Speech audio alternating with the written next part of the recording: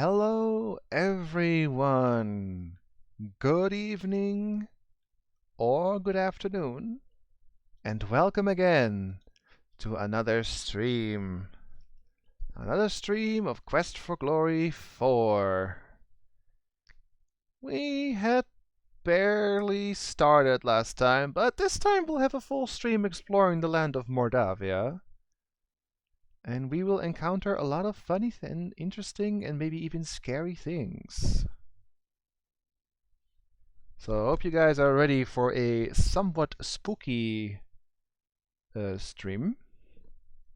Even though I know Halloween is not here quite yet, it's September, but I just happened to go through Quest for Glory and, well, let's just say this will be like Halloween light stuff now and then. It's not the same formula as the other 3 games. This is a bit spookier, but this is fine.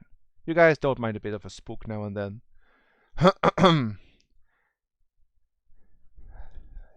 Hello there, Demonic.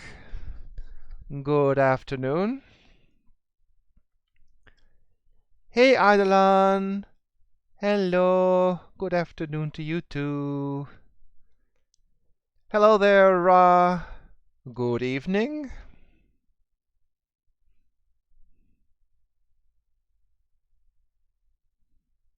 Hope you guys are doing fine on this wonderful Friday.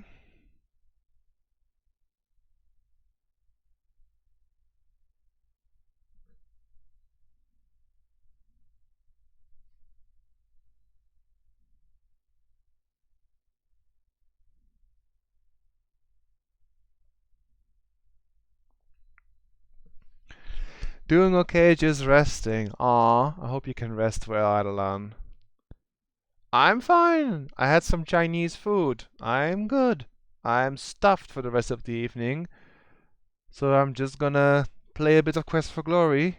And like I said earlier, a bit of Halloween light stuff, because it's a tad spooky now and then. Hot chocolate, nice. I like hot chocolate. Do you have it with whipped cream or no? Hey Corsair, good evening to you too.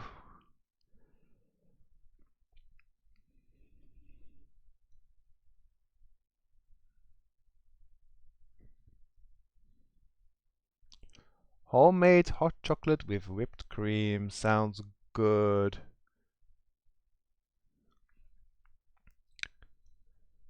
Haven't not been that great. Aw. If you want to talk about it, Demonic, I'm fine with that. Sorry to hear that you're going through a harsh time right now.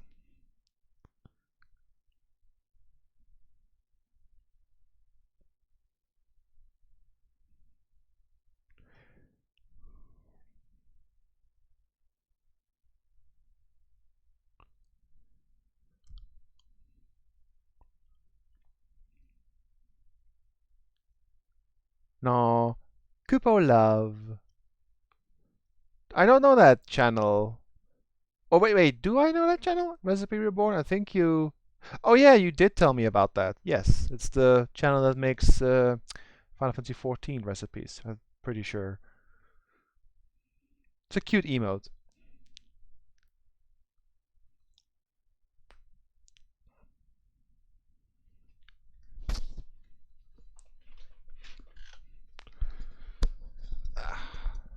My microphone got a bit tangled up, so let us proceed to the game. DOS Games. Hello everyone, once again here. Her dog is Kupo, which is the emoji. Aww. It's cute. My mother's baby sister passes away. Oh. Aww. Ah, that's harsh, man. My condolences, sir, to, well, your mother and you as well.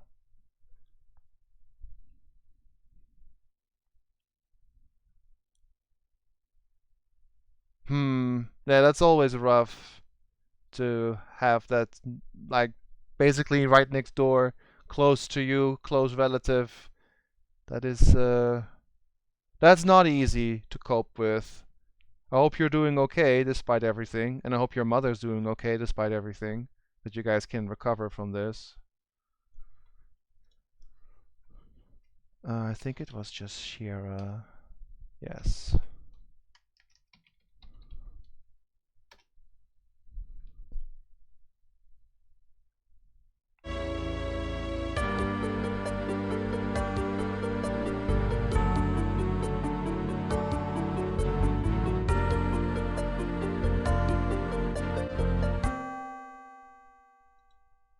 It's easy business.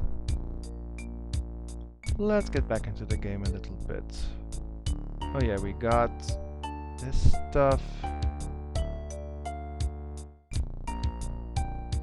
And we got not much here. Right. The reason I stopped last time, I need to show you guys something that I will talk about in a little bit, because it's kind of funny how that works. Her funeral was on Tuesday. Okay. Well, then toughest part is, well, at least for me, funerals were a tough part. The toughest part is over, but I hope you guys can, will be able to, well, basically move on and keep her close to you in a special place in your heart, and just, be there for each other, support each other, and then hopefully things will be normal again soon. Yeah, still sorry to hear that, man. That is not easy to deal with, but I hope you will be okay. And if you ever want to rant or vent, or feel like you need to go and talk about something, or you want to simply talk to someone who's not close to you in terms of family, you can always send me a PM, or even go in Twitch here and talk. It's fine. We're not just Twitch chat, we're also a support group for anyone who is at a bit of a hard time.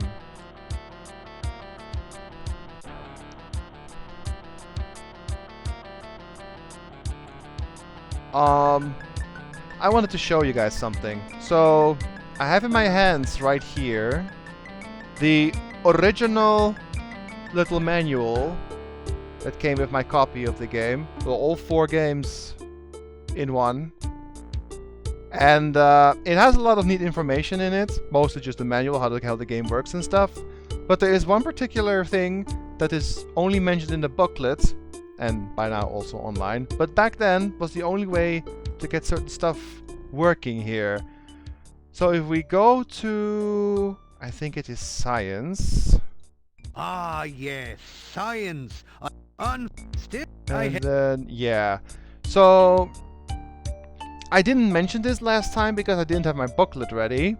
If you want to have a healing or poison cure pill, he won't be able to do it, but I'll show you in a little bit. Let's just go over this because I didn't do it last time.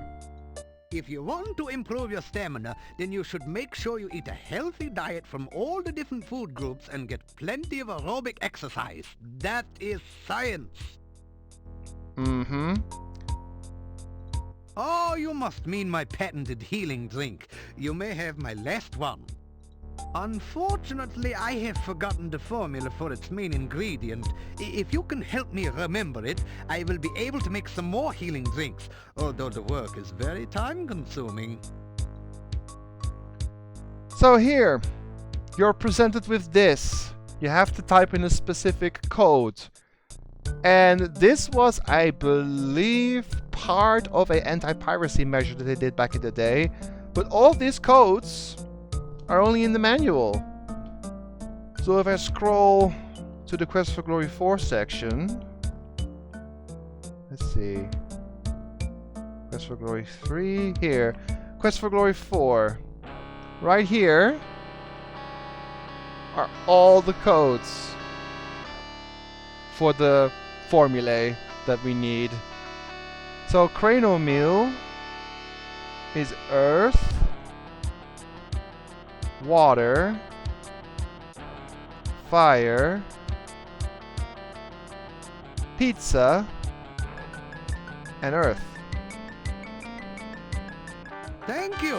With that information, I'm sure I shall be able to create some sensational scientific solutions. Hey Typh, good evening. Let's talk about poison cure then. Oh, you must mean my new universal poison antidote. You may have this one, but I will need some help with the formula to make more. Also, I am afraid I only have time to make one each day. Hint line. Hint line is earth, air.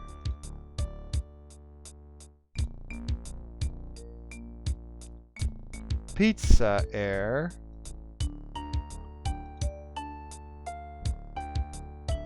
Earth. Thank you. With that information, I'm sure I shall be able to create some sensational scientific solutions. So did you guys notice the elementals?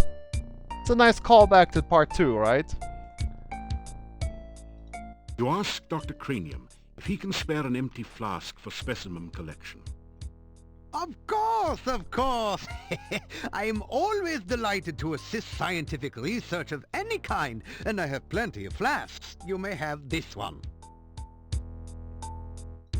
Experiments are the meat and drink of science. First, you must come up with a hypothesis based on your understanding of the scientific elements. Then perform an experiment to test the hypothesis. Afterwards, you have a pizza. You sure about that? Earth is for solidity and stability. Air gives freedom and movement. Fire provides power and energy. Water, fluidity, and life. Pizza, of course, is the most important element of all. Pizza represents the essence of well-roundedness and regaining strength. Most importantly, you can have it delivered in under half an hour in most areas. Right. A hypothesis is a scientific guess. One predicts the result of an operation, performs an experiment to test the prediction, then has a pizza to celebrate the result. It is very important to stay flexible, however. Sometimes the experiment may give a different result than predicted by the hypothesis. That's true. Since real scientists don't like to make mistakes, we always write the hypothesis in pencil. Gosh.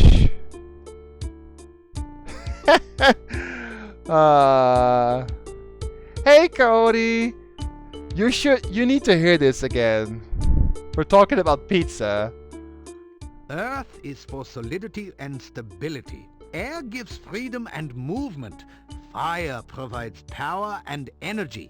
Water, fluidity, and life. Pizza, of course, is the most important element of all.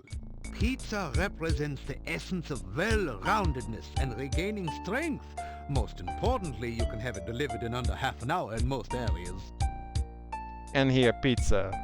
Pizza is a crucial ingredient in many scientific formulae. There is a nearly infinite variation in its effects, depending on whether one starts with pepperoni, mushrooms, artichokes, or plain cheese. One should always order extra pizza in case the experiment requires additional materials. Besides, science is hungry work.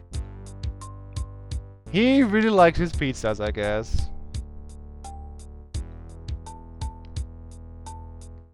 Alright, so now we have a potion of cure and a potion of healing.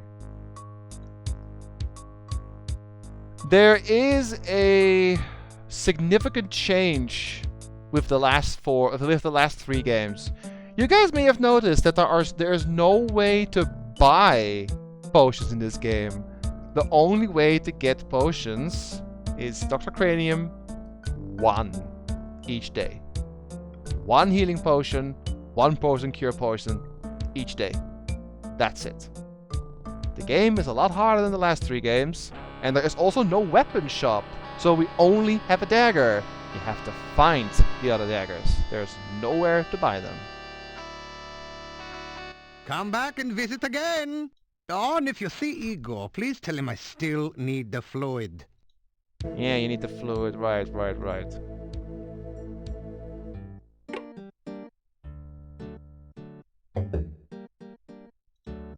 Let's make a save. And let's go check with the Burgomeister again. Still you remain. It is a wonder you have managed to live so long.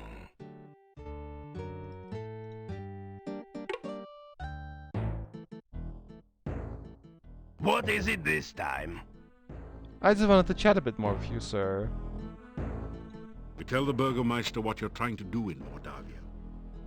You are a good talker, I'll grant you that.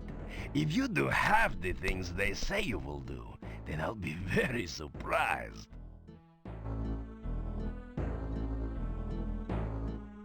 I'm not gonna make... By the way, if you guys are wondering, I'm not making the thief sign to basically the big police guy in the town, or the sheriff.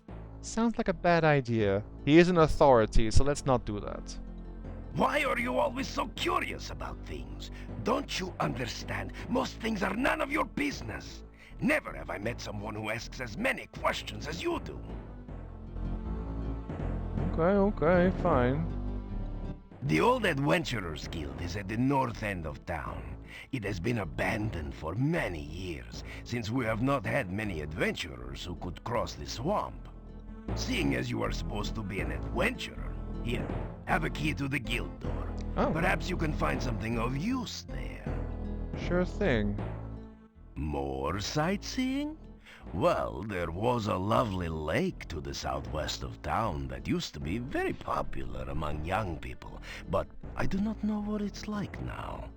To the east is the town cemetery. It is a morbid thing to visit, but tourists always wanted to see it when tourists were able to come here. To the southeast is Irana's garden. It is an enchanted meadow well worth visiting. However, Mordavia has become a very dangerous place since the swamps were formed. Do not ever travel at night. If you are far from town when it gets dark, try to make it to Irana's garden. It's the only place where you will be safe. I do not really want anything to happen to you. Be careful. We know about Irana, right? You remember her from the first game? She's mentioned here again. Irana was a powerful magic user who was rumored to have come from somewhere near Mordavia. Her garden is supposed to be magical and keep anyone who stays there safe from harm. Irana died here many years ago. Her staff in the center of town stands as her memorial. It is supposed to protect the town from evil and to have other magic besides. It is bad luck to speak of her death. If you must know, she died in that cave you say you came from. I'm not a superstitious man, but I will not talk more about the subject. Okay. Well, we knew that the cave was kind of bad news, right? It didn't look nice anyway. Try to avoid getting into trouble. I would not like to have you in my jail, after all. Sure thing, sir. I mean, we are a thief. Surely we won't go into trouble, right? Right?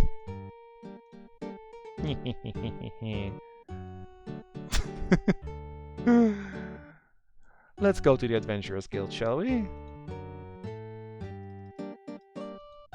You unlock the door, using the key the Burgomeister gave you. I still have no lockpick kit. I feel naked on a thief.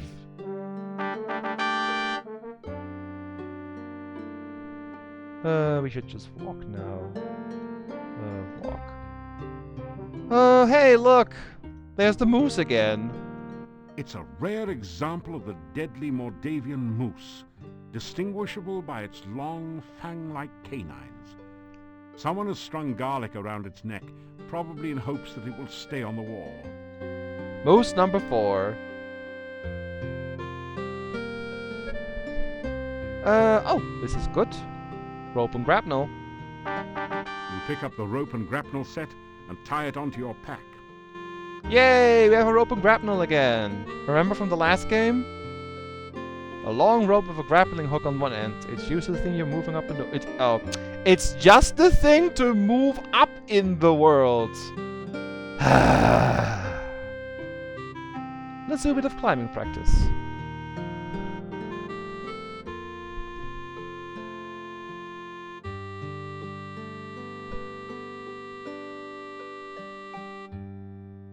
Someone has deliberately scraped these marks into the ceiling. Wait, I want to see that again. I didn't get a good look at it.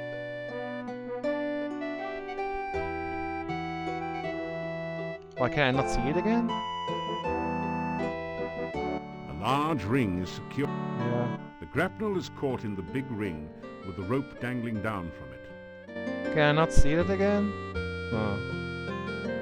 It looked like 4 levers or something. That's enough. Trying to be a social climber? No, I want to take the rope and grapple. Okay. And let's do a bit of this. Your legs are too stiff and sore to use this right now. This is basically your way of training. Remember how in the second game we had a session with Ohora every day? This is what we're going to do every day here. To level up a bit of climbing and strength, mostly, every day. Sometimes even twice a day. Let's take a look here. Sign the logbook. You sign your name into the adventurer's logbook with a flourish. It's almost become a habit by now. Well, it's the 4th time. Okay. You guys ready for one of the stupidest things in the entire franchise? This gets me every time, and it's so simple. Just see. Open desk drawer. That would be a lot easier if the desk had a drawer. Ta-da!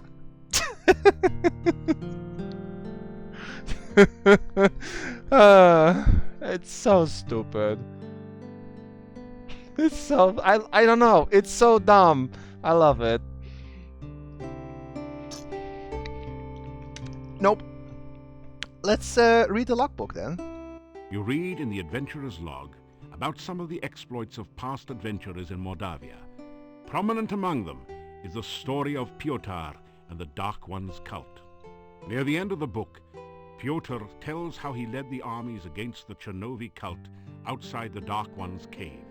The fighters were trained soldiers, but the cult members fought like madmen. Suddenly the cult members changed their forms and became grotesque monsters. Many of the soldiers panicked and ran. The battle was nearly lost. Then Piotr heard the voice of Erana. "By all my will, I banish you to..." The voice was cut off. The cult members screamed and ran. Piotr entered the cave and searched for some sign of life. All he could find were the grotesque remains of cult members. The only sign of Erana was her magical staff lying on the ground. Piotr picked it up and left the cave, knowing that Erana was beyond his help. Piotr then tells how he brought the staff back to town and placed it in the town square. A garden of flowers instantly sprang up around it. Near the end of the book, Piotr tells that he was going to seek out the rituals of the Dark One and destroy them. There are no later entries. Search on the desk. This is some sort of code.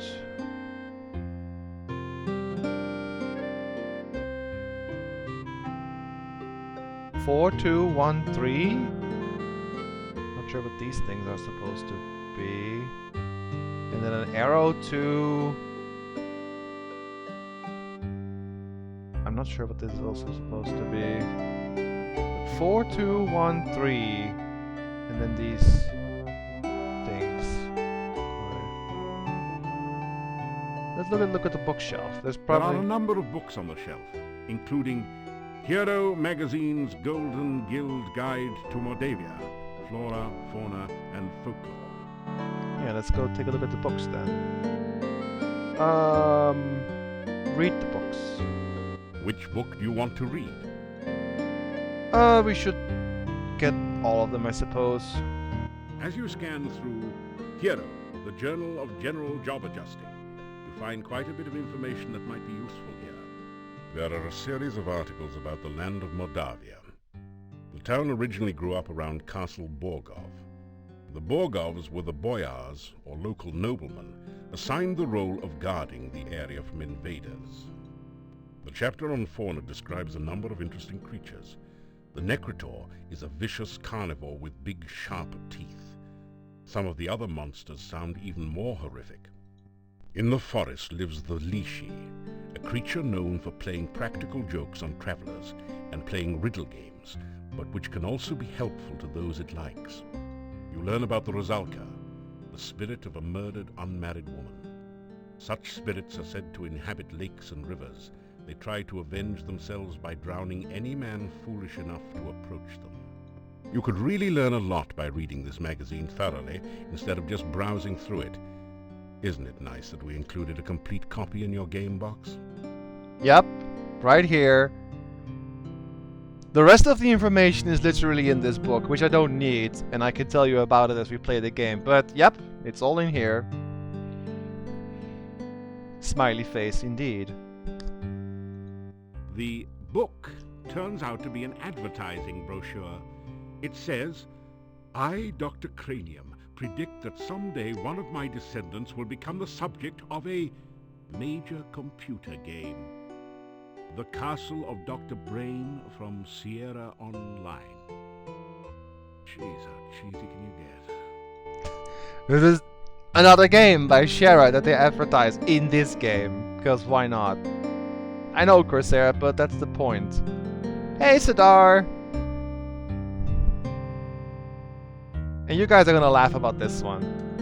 This book teaches the ancient Oriental art of Talk Fool.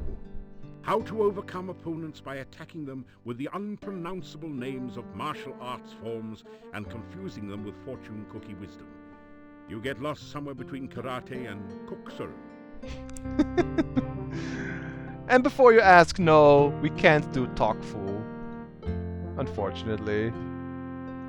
Nice try, but the bookshelf won't budge.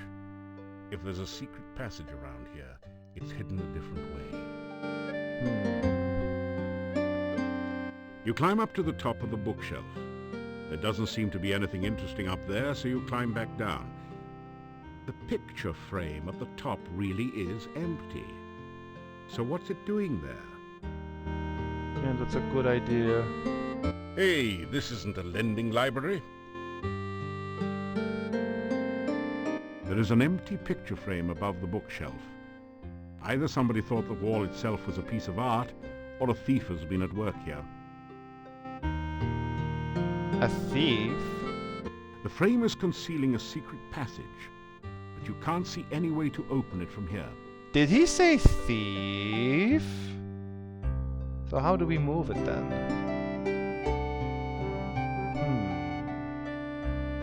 A finely crafted sword rests within this case, but there doesn't seem to be a door or any way to open the case. A plaque reads, "Break glass in emergency." Well, isn't this an emergency? The case is totally sealed. You can't find any way to open it. Are you kidding? You have trouble forcing a mayonnaise jar open, let alone a heavy case. You'll need to build up your strength before you can get through this one. Alright. I get the hits. We are not strong. And I think this is meant for fighter playthrough anyway, because it's a sword and we don't use swords. We use daggers.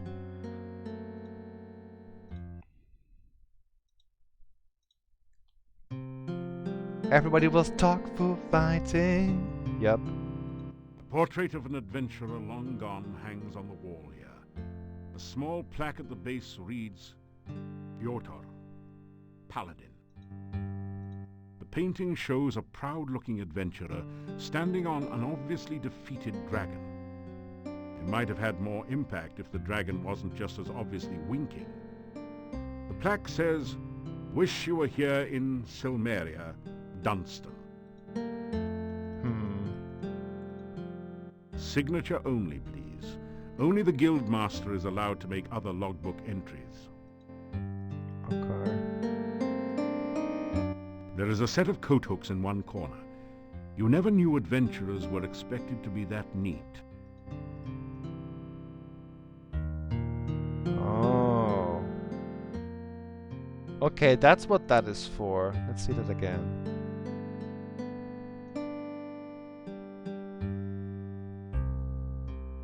So left down upright. Left down upright 4213. Left down upright. Left. Oh wait. Oh. Oh. Wait, it's not that easy. What was the order? 4213? 4213. So, okay, 4213. Let's see. 421, 42, 4213, and then 4. That's not it. Or is it like 4, 2, 1, 3? No. What is the deal with this thing? 4, 2, 1, 3, and there's a set of hooks. Why did it not work? I did do it like that, right? Well, 4, 2, 1, 3, so 1, 4, 2, 1, 3, and then 4. That's not it. We have a little bit of a puzzle here. You guys in the chat are free to think along. This is something only Thief can do, because only Thief can read these special Thief marks. So you're seeing something that was not in the last 2 playthroughs, because this is literally only for Thief.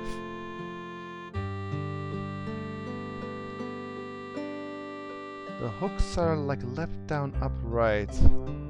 I'm not sure why there are numbers below it, because I tried that yet.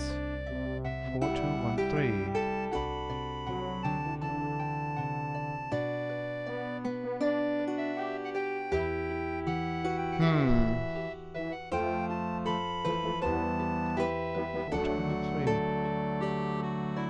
But it also says that you should move it to...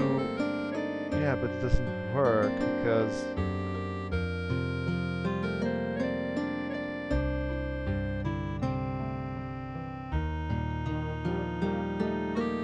I don't quite understand the hint on this one. I have done this before, but the puzzle makes no sense.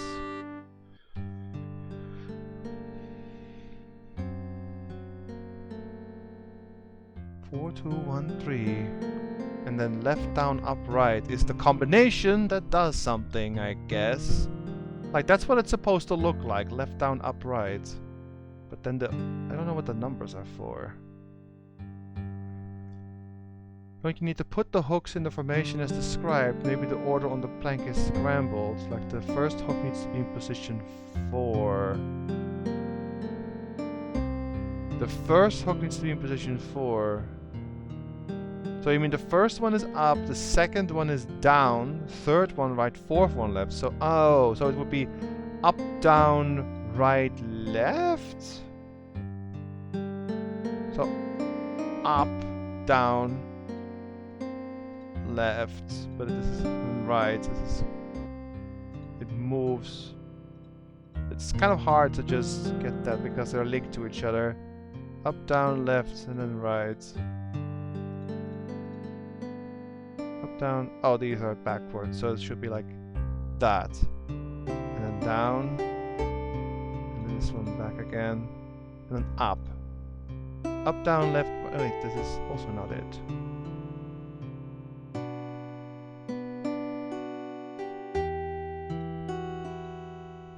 Let's see again. Yeah, up, down. Left, right, that was not it. I tried both, left and right. I don't see... Like, it's not clicking 4 times. That can't be it. I've tried that already.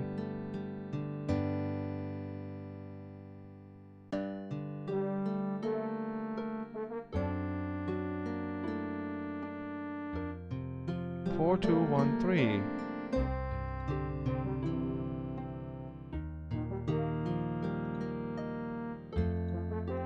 Makes no sense because it just rotates. 4, 2, 1, 3. I don't understand how there's a number sequence and a hook sequence.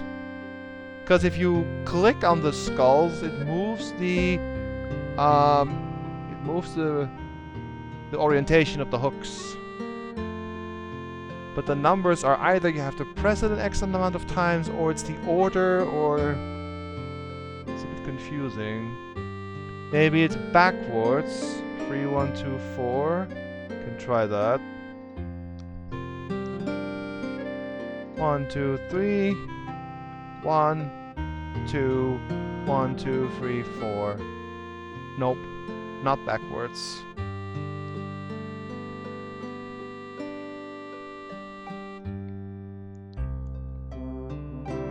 Left, down, up, right is the, I think, ending result you want, but I don't get the code.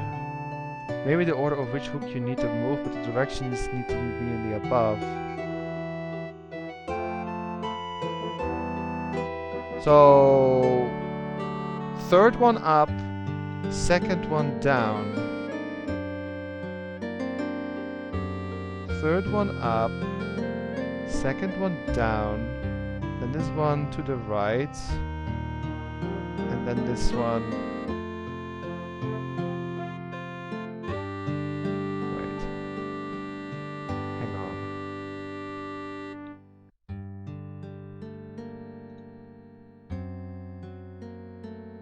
Right and then left. Okay. Yeah. Up, down, right, left in that order. So up, down, right, and then left. There we go. It was that simple. Ra was right.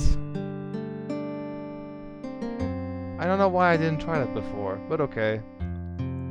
No, the chest icon would only help Corsair if we had a actual lock to open with a key or a lockpick. But we don't have any lockpicks yet because we lost most of our gear in the cave. Hey there, Rydia! Yeah, the game is awesome. Played it a couple of times before, but I never streamed the Thief version for Twitch. So I'm doing that right now.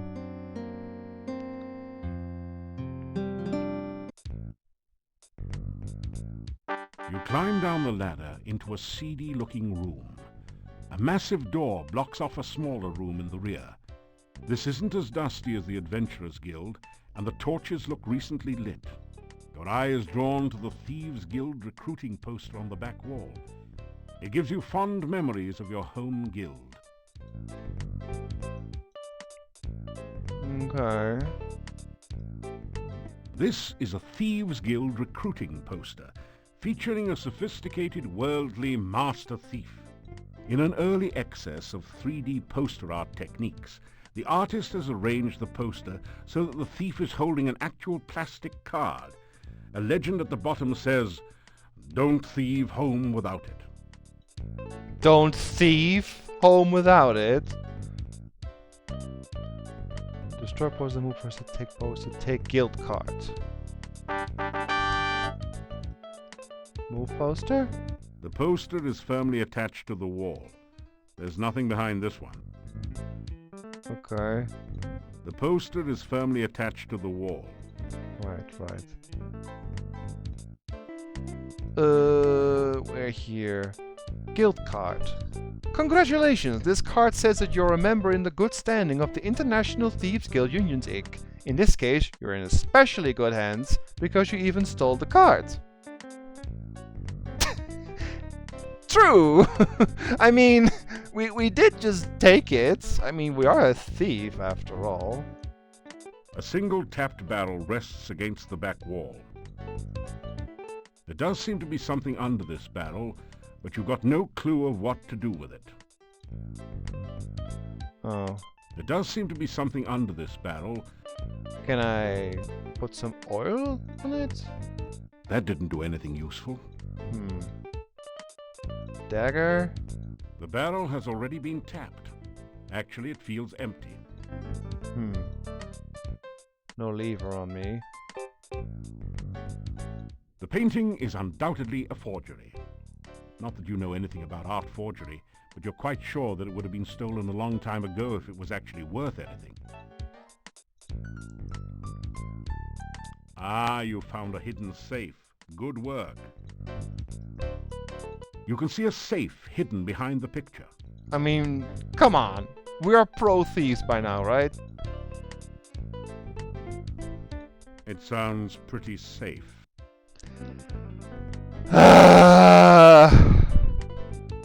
It sounds pretty safe. God.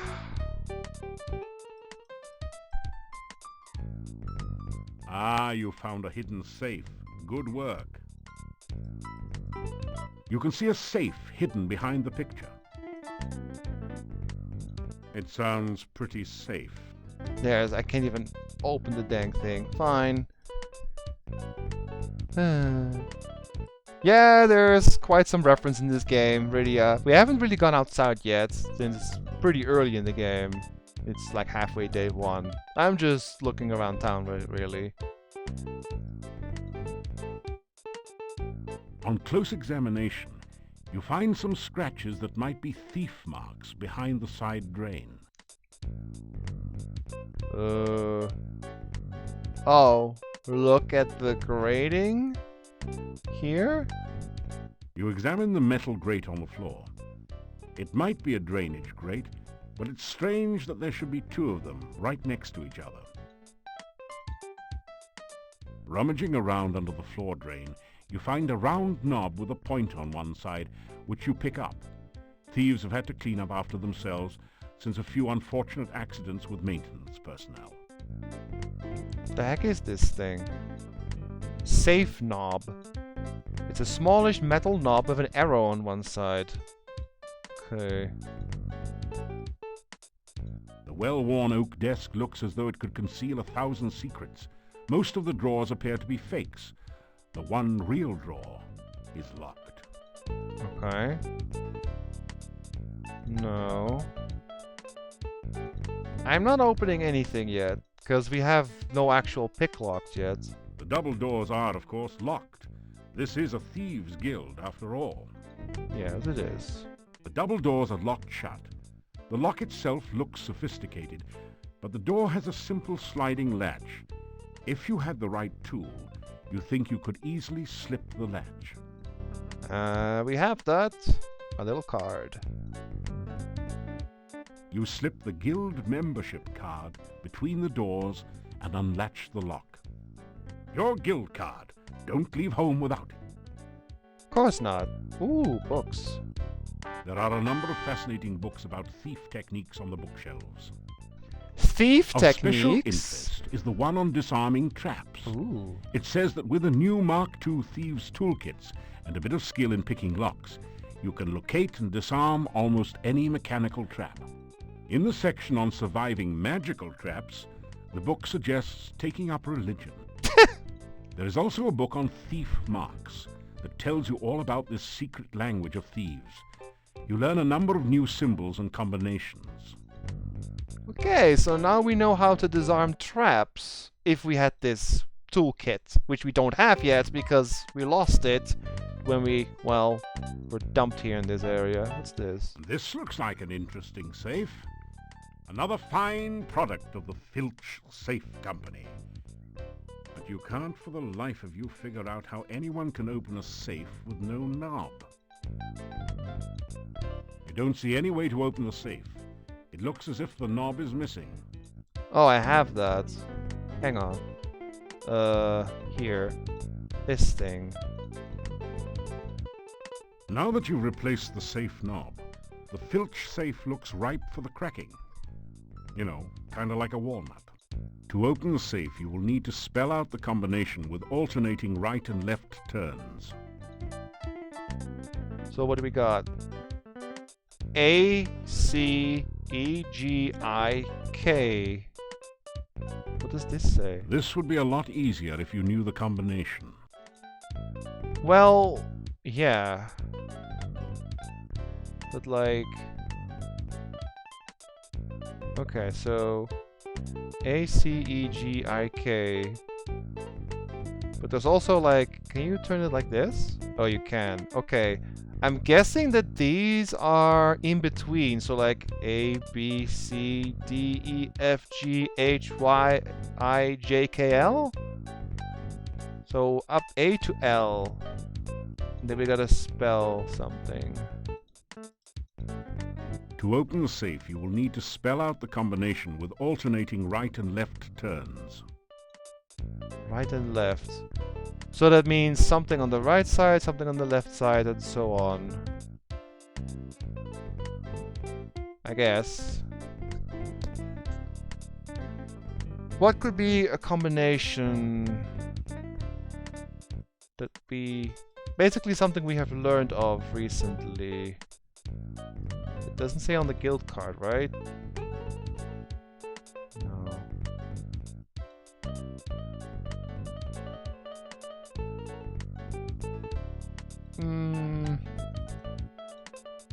To open the safe, you...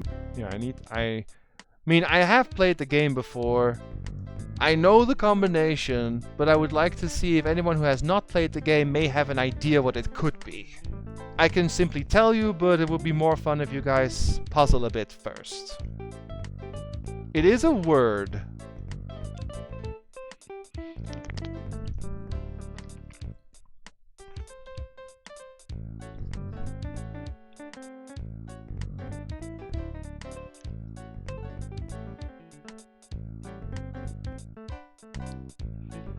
Yeah, it's a bit silly, really.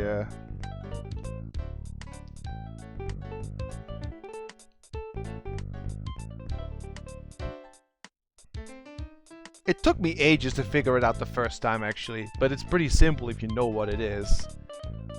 But maybe someone in chat is like, hey, maybe it's this. So we have the letters from A to L, and you have to spell a word. And the hint has been given to us already.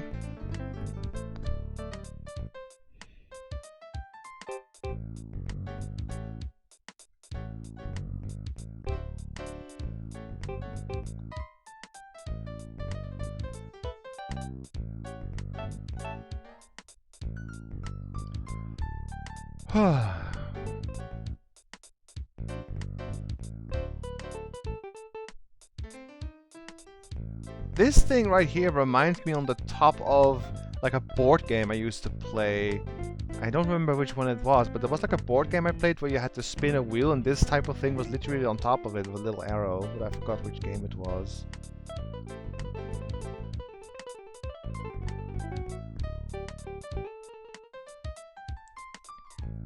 Oh, that was it, what it was, Vader. Yes, thanks. I remember now.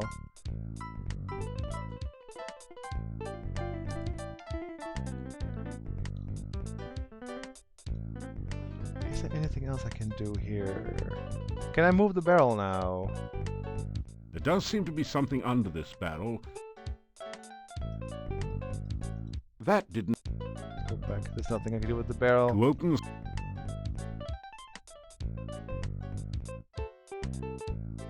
Well, you're actually pretty close, Sudar.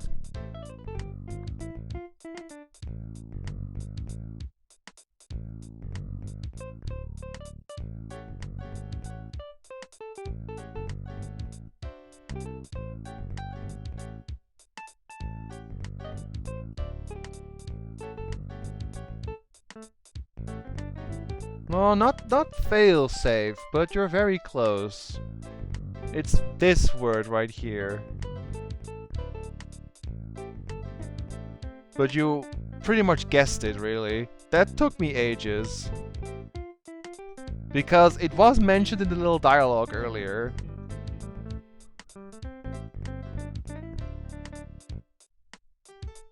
But if you look real close, it spells filch.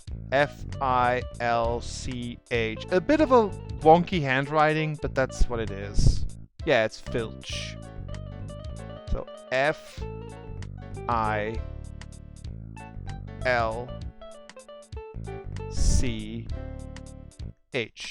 You quickly rifle the opened safe. Unfortunately, it looks as though legions of Thieves' Guild initiates have been here before you, as all the money is gone.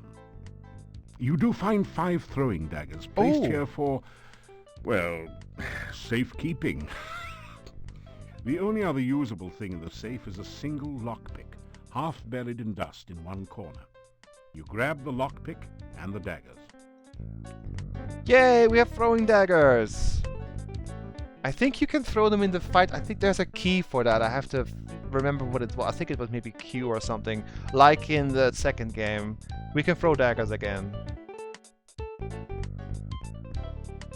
Also, we have a lockpick, so we have to try something. Per tradition! Can we insert a lockpick into my nose? You clean out the waxy buildup in your ears with the lockpick. Ew! That's even worse. Somehow.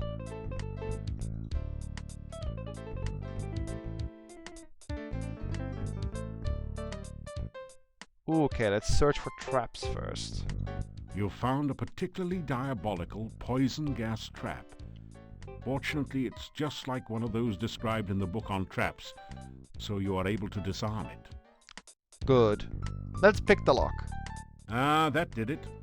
The lock springs open with a satisfying snick. Yeah. Inside the desk, you find a complete and hardly used Mark II Thieves' Toolkit. Sweet! It has all the latest facilities for opening the toughest locks, cracking safes, and disarming mechanical traps. There is one lockpick missing from the set, so you add yours to it. You also find a fancy match set of 3 throwing daggers, Ooh! which you add to your collection.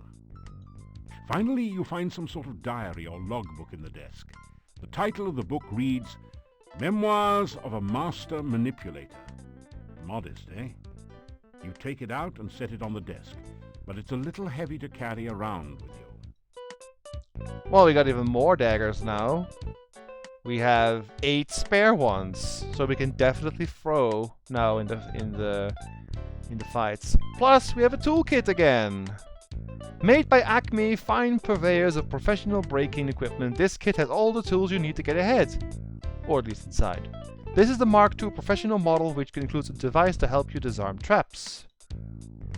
Oh, we're back in business, baby. We can be a professional thief again, because we have our lockpick stuff back. But let's check the book out. You leaf through the Chief Thief's logbook. An interesting entry speaks of a proposed night raid on the castle. The guild members would use the secret passage to avoid notice. You wonder which secret passage that might be. A later entry in different handwriting indicates how far the guild had declined recently. It seems to be just a bunch of doodling and some nonsense words. It says, bad boys yell, good girls giggle, rich girls run. Not quite on the same standard as a nighttime castle raid. One of the final entries says, Fred and Frank caught out at night without hooks. Fred is dead and Frank sank. I'm the last. An ambitious thief will try to prosper by hook and by crook. The log closes with some incoherent ramblings about passing the deadly tentacled beast, then the horror, shadows of darkness enfold me, madness and mockery in the dark one's chamber. Sounds as though the author was in a chemically modified state. Chemically modified, sure. What is this? This seedy place must be the Thieves' Guild Hall. Actually, it compares favorably to the one in Spielberg, but it's become dusty and neglected. There doesn't seem to have been anyone in here for quite some time. It doesn't budge. Can I now check the barrel? You depress the barrel tap, but nothing comes out. Instead, the barrel slides across the wall to reveal some sort of mechanism. There we This go. is a door unlocking mechanism. To operate it, push each of the tiles until all 9 tiles have been set to the correct pattern to open the door.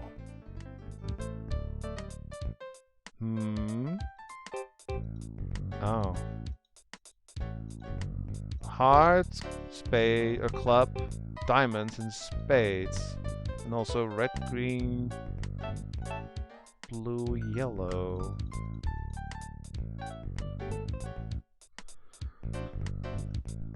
Need to find the combination for this one as well. How do you guys like the puzzle approach for thieving in this game? That wasn't really a thing in the last 3, right? The last 3 was just steal shit, and that's it. And, you know, some acrobatics here and there. But now they added a bunch of puzzles to the thief path as well. This is not the last time you'll see puzzles though. There's a good couple more in this game. And this is something you only see when you're a thief. If you play the game as a magic user, a fighter, or a paladin, you'll never get here, so you won't see this.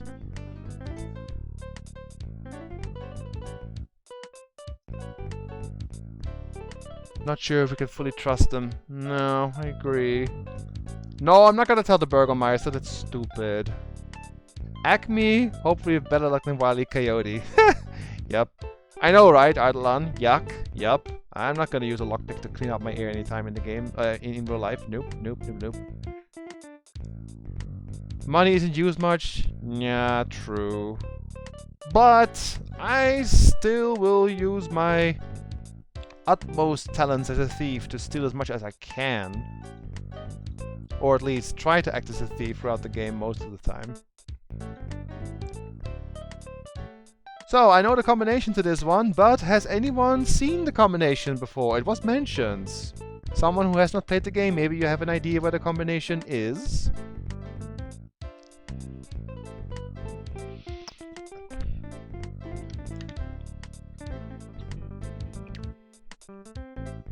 It is in this Thieves Guild. Pretty much everything in here you can see in here.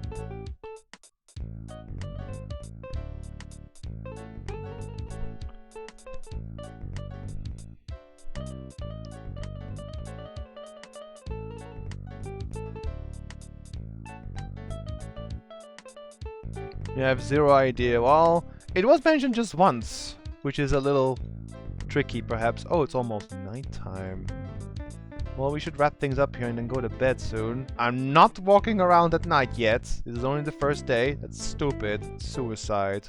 Well, not really, but nighttime in Mordavia is pretty bad.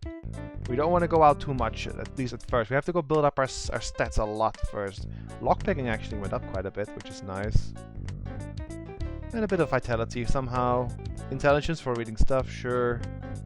Not that we really need much anyway.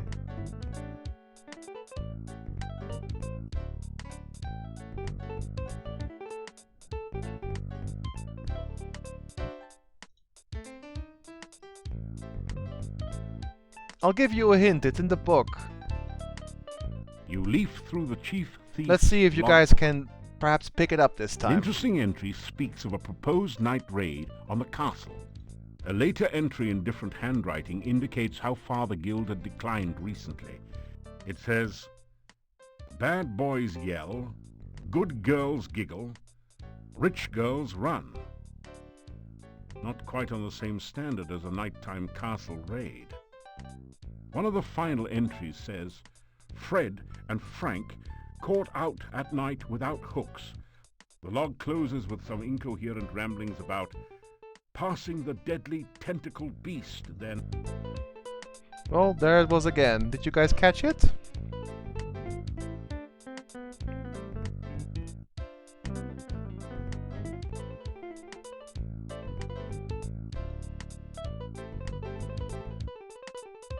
I have to pause, otherwise I may take too long here.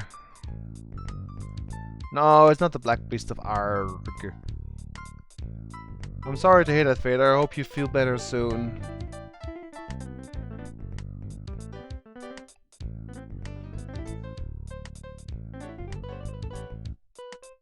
Anyone? Any ideas?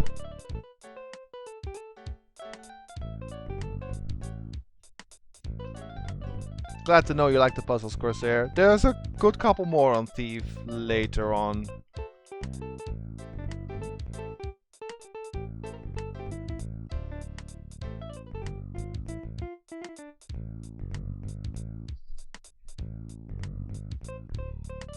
Yup, that's the one.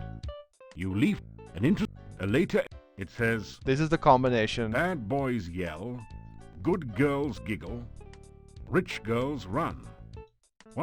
lot. That didn't do anything.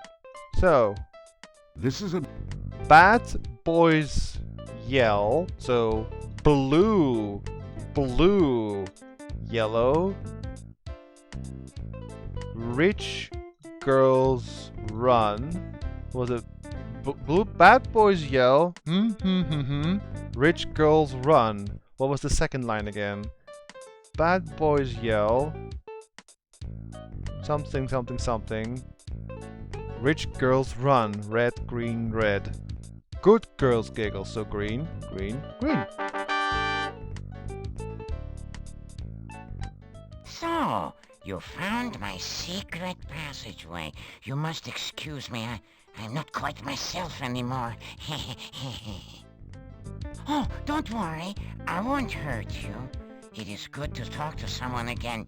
It has been so very long since anyone has been here.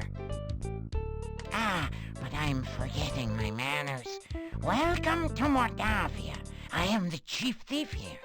I'm also the only thief here other than you, but that is beside the point. He looks like a cross between an enormous beetle and an older version of your old buddy Ugat. That's not nice.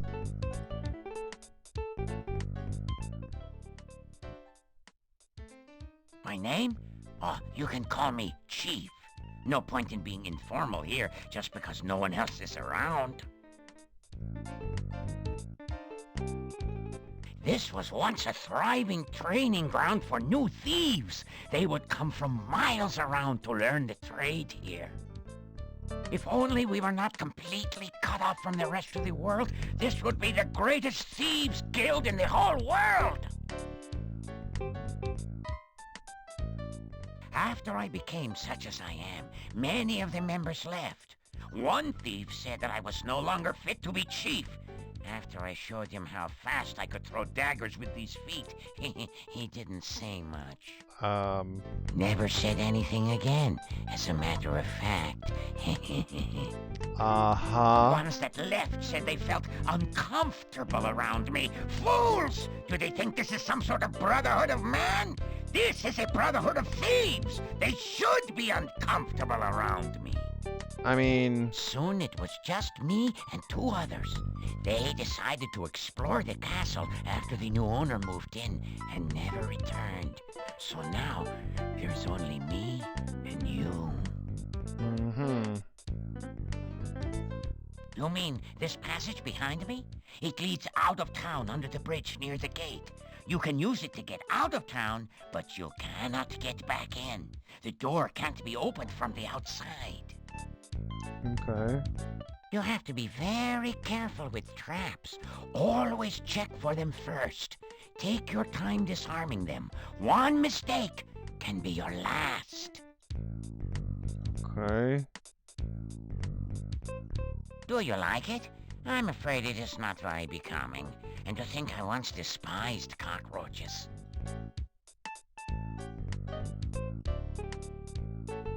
How can you help him? It would be too dangerous for you to help me. If I, a master thief and chief of a major guild, dare not go back to the monastery, you would be wise not to even think of such a thing. I made a terrible mistake and broke into the monastery one night. It had been abandoned for years, and I thought maybe something had been left behind there. I discovered a secret passage to the basement. That place gave me the creeps. I felt like something was watching me all the time. When I got to the basement, I discovered a small statue I could easily take. When I tried to pick it up, I felt very, very dizzy. When I awoke from my faint, I looked like this. You can imagine my horror.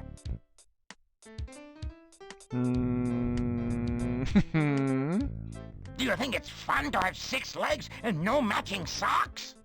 Do you think I enjoy running around frantically and stopping suddenly for no apparent reason? Do you think it's fun to look in the mirror and wish you had a giant fly swatter so you could commit suicide? Is that your idea of fun? You idiot! You! Forgive me, I'm just not myself lately. Uh-huh. We are not exactly set up right now to fence stolen items. There are several places around the town where you might be able to find a bit of loose cash, though. I will tell you what. You go out and steal something from someone in town and come back and tell me about it. If it sounds like you know your basic thief skills, I will let you know where the really good places are. Okay, that sounds good. But we can't do anything until we help him. But at least now we know a bit about him. I think it's about time I should go back to the inn and get something to eat, though.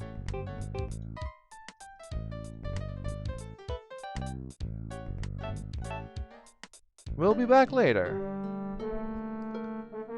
Well, that was a good, informative run, right? We learned a lot of information here. We did some exercising, and we got a good bit of thief items, plus a bunch of throwing daggers. Yeah, it is getting late. We should take a nap. Or at least get something to eat and then go take a nap. Dina's up as a sexual informant? Well, yes, she was.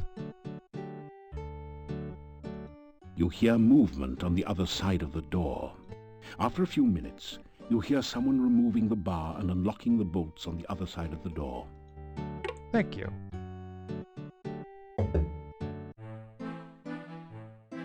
The inhabitants of the inn eye you suspiciously. You get the feeling that you're not particularly welcome here. Really? Well, I'd like to have a meal, please. You get a fine meal of roast duckling a la garlic. Roast duckling a la garlic. That didn't... No. That... Eat. Eat.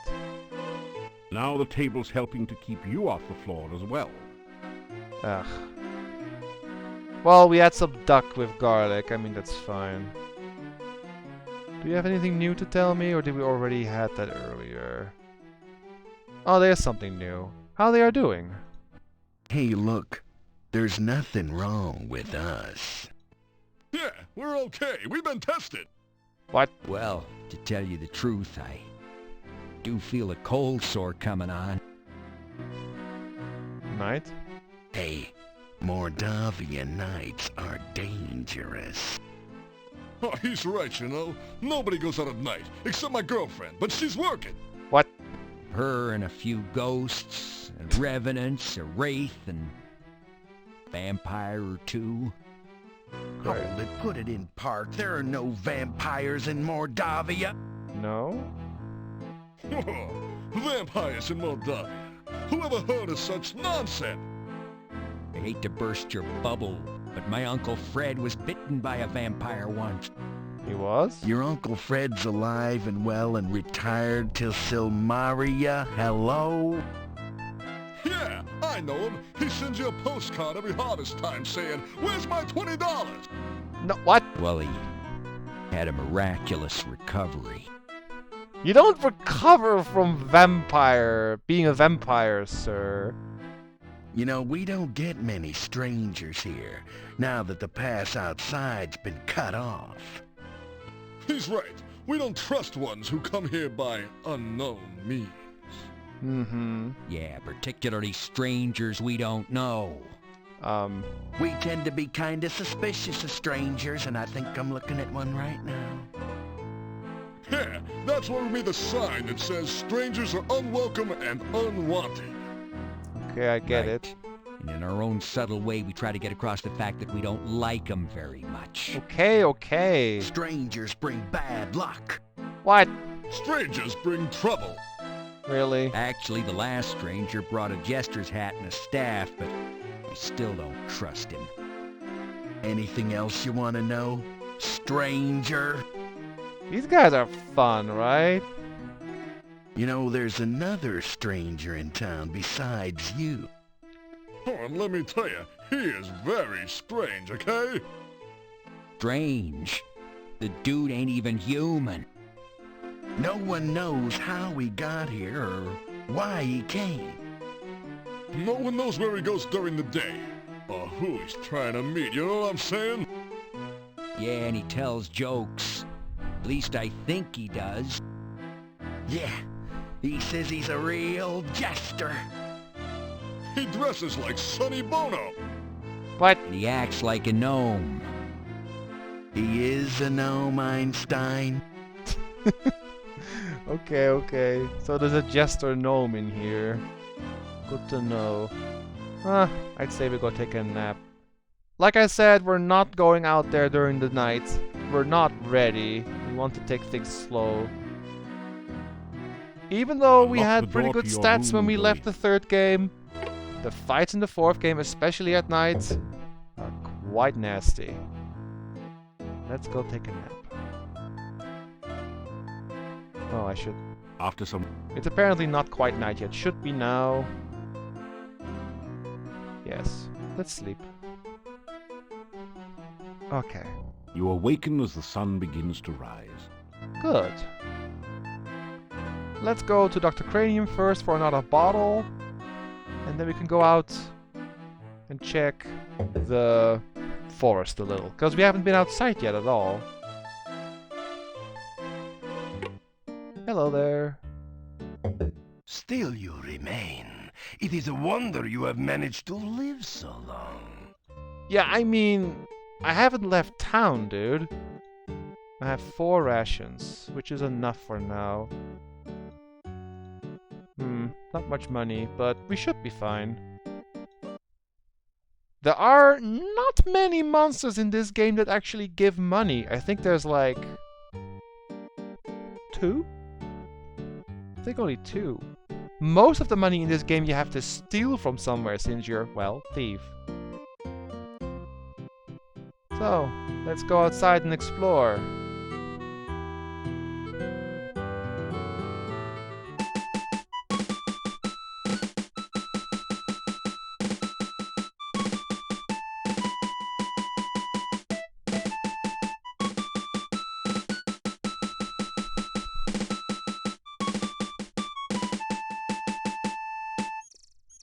Off to adventure!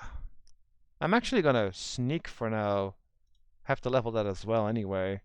Let's go explore! I have to check the manual. How do you actually... Hang on. How does one throw a knife in this game? I'm not sure really, I wasn't here, but I have the actual manual right here. I need it for Dr. Cranium's formulae, but I'm just wondering how it would work. Quest for Glory 4. Combat. Oh, this, okay. Creating a character, importing paladin, status, talk, controls, combat. You can run away, retreat, no. Acrobats. Clicking above the monster, okay. Magical spells, no. Status bar. Using thief skills. No. Toolkit. Click. No. Where? The kind of monster you go. Oh, you can throw daggers. While the monster is at a distance, you engage. Yeah, but how do you throw a dagger? It doesn't say.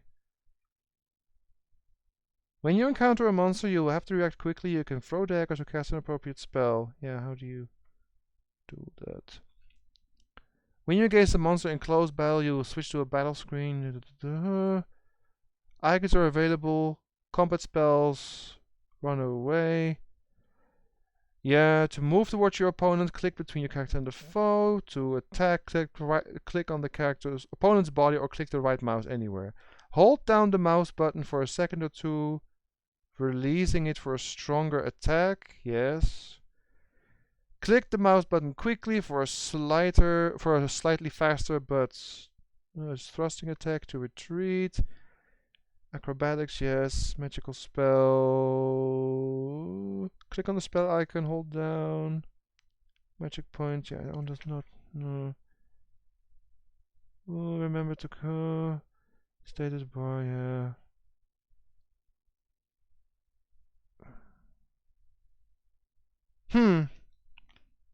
It says you can throw daggers, but it doesn't actually say which key it is. But if it's like the second game, it should be Q. So I'll just simply give it a try.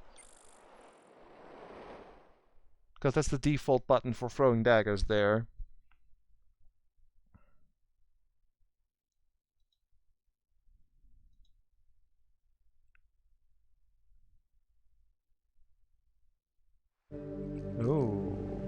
The majestic mountains in the background provide a beautiful contrast to the grim gravestones and crypts of the cemetery. Nice. This gravestone is marked, "No effort could Elissa save. She passed into a watery grave. Her body was lost, only her memory remains." Here lies Janos, faithful forever to his lost true love, laid beside her empty grave. An inscription on the door says, "House of Ligeia Poe. May she rest forever." I think that's an Edgar Allan Poe reference there. Ligeia? An inscription on the door I think says, so. "House of Ligeia Poe." I think that's a reference to Edgar Allan Poe. The inscription on this headstone reads, "Michael Med bumped his head in another man's bed. Now he's dead. Rest in peace." This headstone reads, "On a dare, Pasha Sperry spent the night in the cemetery. Something gave him such a fright that now he sleeps here every night." Here lies the spirit of Barney Blue. To his lover was untrue. So she knew just what to do. Fixed herself some Barney stew. Yuck. Here lies the body of Carrie Nation, who answered a vampire's invitation. Now there's cause for lamentation. It was a fatal recreation. Arkan Tenor walked at night. Arkan saw his final sight. Now the question seems to be, what in the world did Tenor see? Ah! Arkansas and Tennessee. This is the two American states. This one is funny for Ardalan, I guess, and demonic. Arkan Tenor Like walked at Arkansas, Arkan Tennessee. saw his final sight. Now the question seems to be, what in the world did Tenor see? Arg! Well, we can't do anything here yet, but I just wanted to show it off. I should get some rocks, you know, just in case, and for good old time's sake. You grab a handful of rocks. Good old rocks. You guys remember? From the first 3 games? Let's get a few rocks. You never know when we're gonna need them. You gr-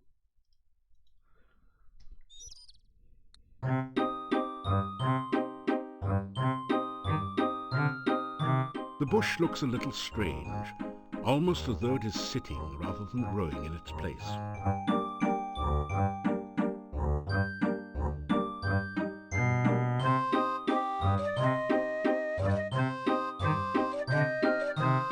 You hear a giggle from behind the bush, then a squeaky voice asks, 1 and 1 and 1 makes 3.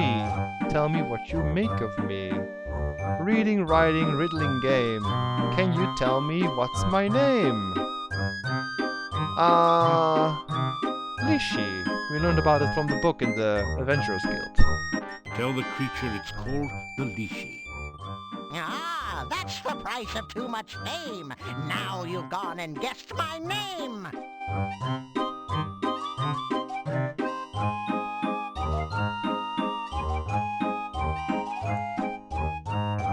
Lishi, Lishi, look and see. In a bush or up a tree. Lishi, Lishi, riddle rhyme. Can you solve them every time? Perhaps once in a while, yes. You'll simply just have to come back to the Lishi once in a while and solve a little riddle. Kinda funny. I guess it's also for your intelligence, right? No, not even intelligence. Well, okay. Rock's always good except when the enemy has paper. Yeah, then we want to have some scissors. Oh yeah, that's true, Ardalan, that's true. You have a Poe game with Ligeia on it. True.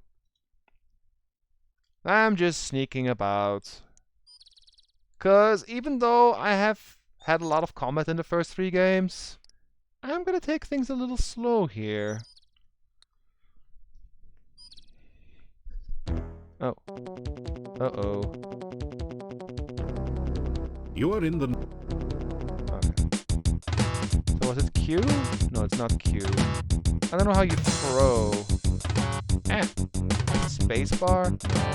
Can't throw when he's like right next to me. Eh.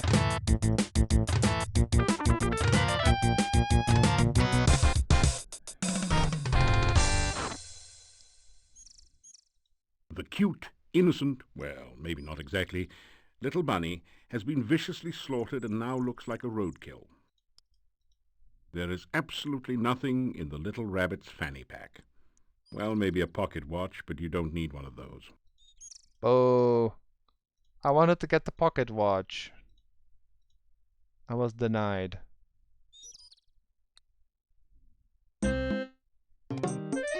Colourful wagons surround the fire pit in this authentic Moldavian gypsy camp. You've heard that gypsies like to keep to themselves, but surely they won't mind just one visitor. Uh-huh.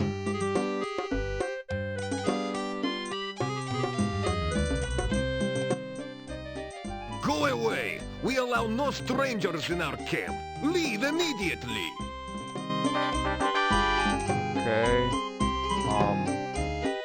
You introduce yourself. We care not who you are. Just leave! Okay. You say goodbye. The young man just glares at you. I'm not sticking around with this many wolves around me. That's a bad idea. I might be a thief, but I'm not breaking into a gypsy camp filled with wolves. That's suicide.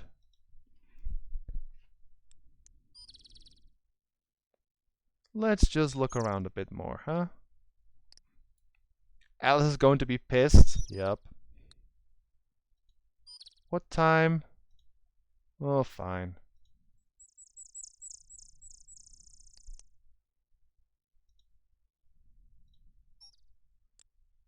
I really have to figure out how to throw a dagger. No, not a bunny. Pine tree, pine, No, I want pine the tree. bunny. You are on the red bush. I want the Pine trees. bunny. You are on. No, space, control, alt. I don't know how you throw the dagger. Shift, Z, X, C.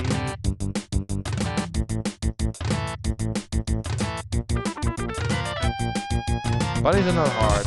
Bunnies is like the only enemy that's super easy in this game. The rest is kind of tricky or can be tricky.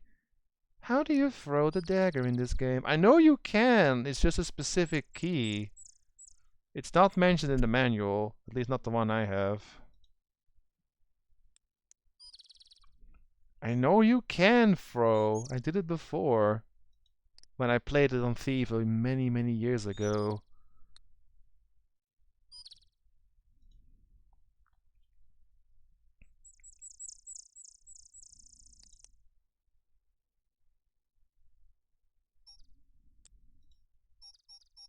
I'll just keep trying a bunch of keys. I'll find it. Is it not in the manual here or something? No, there's no in-game thing. Nope. Let me see. I'm just gonna look it up real quick. Quest for Glory for Throw Dagger. Quest for Glory. Yeah, that sounds good. Quest for Glory 4.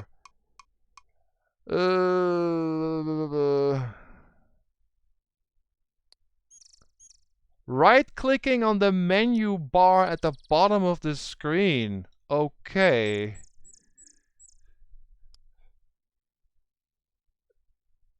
Yeah, I just read the same thing, Sadar. Okay, right-clicking on the bottom of the screen. Okay, good to know. These bushes look as though someone planted them here deliberately. The bush won't budge. It's almost as if it were welded to the spot by magic. Can we cut through?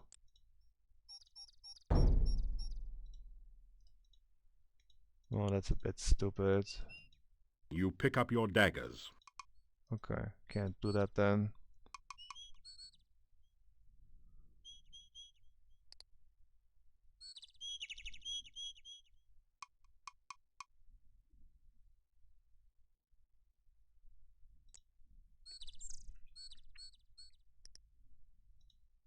Let's not go too far. Okay, we can still walk around a bit. I should also go back to the professor before the day is over. Ooh. You have come to a beautiful garden deep within the forest. A stream flows gently in a loop around the central island. Feelings of peace and harmony permeate the area. You have come to a beautiful garden deep within the forest. A stream flows gently in a loop around the central island. Feelings of peace and harmony permeate the area. The stream is wider and slower at this point. It almost looks like a small pond.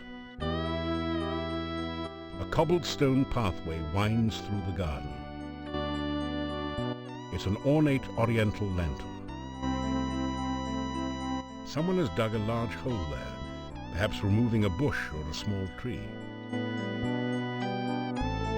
The fruit tree is laden with luscious-looking fruits of many kinds. It must be one of the rare mixed fruit trees.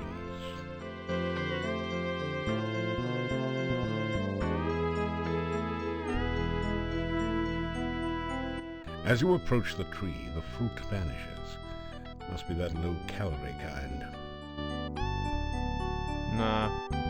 This, I'm just gonna say it because I did it before. This is the only spot in the game where you can pick up magic replenishers because the doctor doesn't sell them. You grab a magical fruit with a spell, and that's your way to replenish mana as a magic user.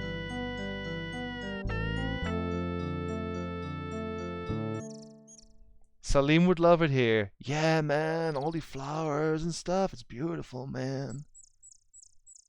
I like good flower power, man. I wonder how Salim is doing.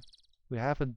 Well, we don't know what anyone is doing, actually, from Game 3, because we were, like, violently ripped away. How Yusufu and Yohari are coming along. How Uhura is doing. Rakesh.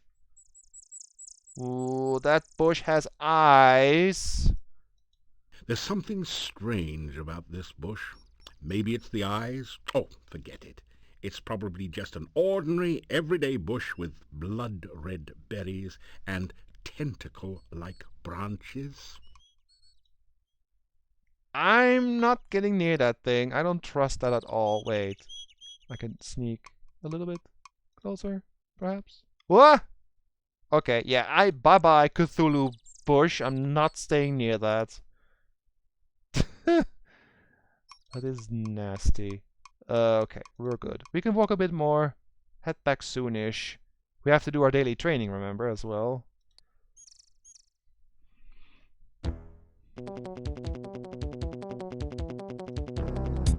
Okay, so... Yeah, you can throw... Bunny too small! Thing. Go away.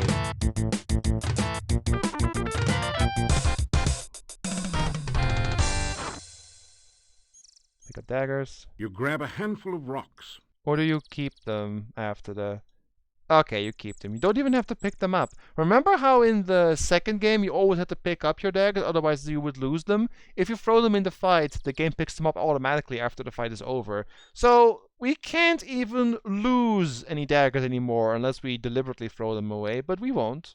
So that's good. Nope, no weed whackers at all.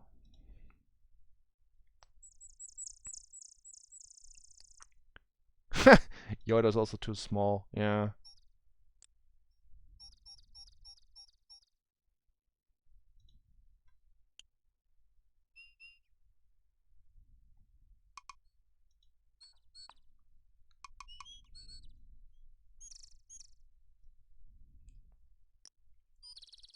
A heavy gate blocks the way to the winding road. Far in the distance, you can see a majestic castle. Welcome to Mordavia. It's nice to have some fresh blood around here. We so seldom see strangers. I can just walk normally. Have a chat a bit. You've obviously done quite a lot for one person. It will be interesting to see what you do around here.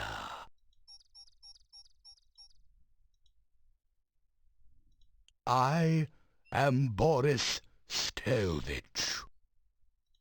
Okay. I am the gatekeeper of Borgov Castle. Is it not true that he who guards the gates is the Keystone Speaker? This is the gate to Borgov Castle. You can see it in the distance behind here. I am here to make certain that only welcome guests may enter through here in the daytime. At night, this gate is guarded by huge necrotaurs, who make certain no one tries to enter without permission. Mm-hmm. This is the castle of the Boyars, the title of the rulers of Mordavia. It once belonged to the Borgov family for generations, but the last Borgov has been dead for many, many years. You know why I think I like the fourth game the most out of all of them? And this is maybe something you guys can also confirm, because you have seen parts 1, 2, and 3 so far. I think I like the fourth game the most. I mean, the voice acting helped a lot, but I like the fourth game the most because the story building is so well done. Like, you get, like, sucked into this land with all, like, the history and little things, and slowly it just builds up. I think that's really well done in this game. Mordavia is the name of this valley and of the town. Even the inn is called the Hotel Mordavia. The name means Dark Valley. Dark Valley. Sounds nice. The heads of the Borgov family were the Boyars of Mordavia for ages. The last Borgov disappeared at the time of darkness. No one knows what became of him. And yes, this is the same voice actor who does Winnie the Pooh and Pete from Disney. And then he pulls out this voice, which is awesome. It is bad luck to even speak of the time of darkness. Mordavia was a safe and lovely land before that time. Much has changed since then, and for the worse. Also the same one who does the voice for Darkwing Duck. Boyars are rather like barons of other lands. They own the castle and protect everyone within their domain. Mm-hmm. I'm not certain who all lives in the castle. I so seldom see anyone from there. There's the master, of course. Then there's the strange foreigner. There's also the master's daughter, I believe, and some rather strange guards. Beyond that, I really can't say. Okay. The master desires privacy, and I respect that wish. As I always say, the will of the master is the shall of the servant. I wrote that. What is a shall with an A? He is an unpleasant sort, with a short beard and moustache, and a funny hat. He is rude when giving orders, and he has the habit of staring at a person and licking his lips. Most unsavory. I haven't actually seen the daughter, but I know the master is quite proud of her. I have only caught glimpses of them occasionally, but I don't think they are quite human. No matter. If a man does a good job, then whether he is a man does not matter. That makes little sense, I guess, but okay.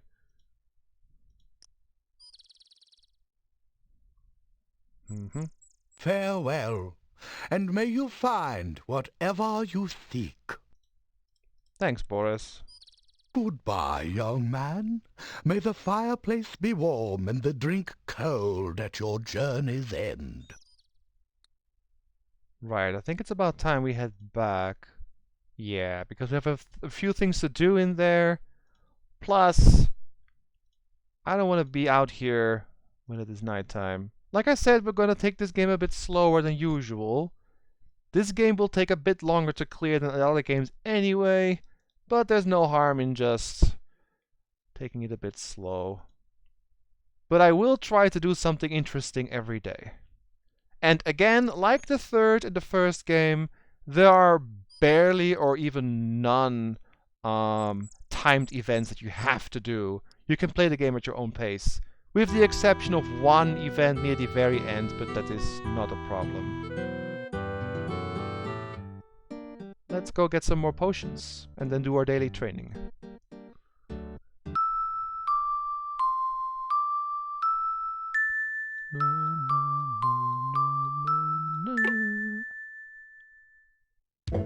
Alright.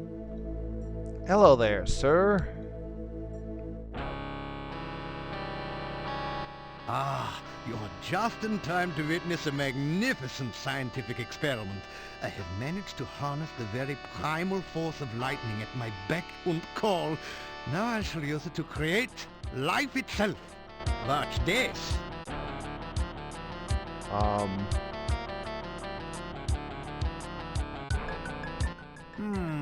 That was not quite the experimental result I expected.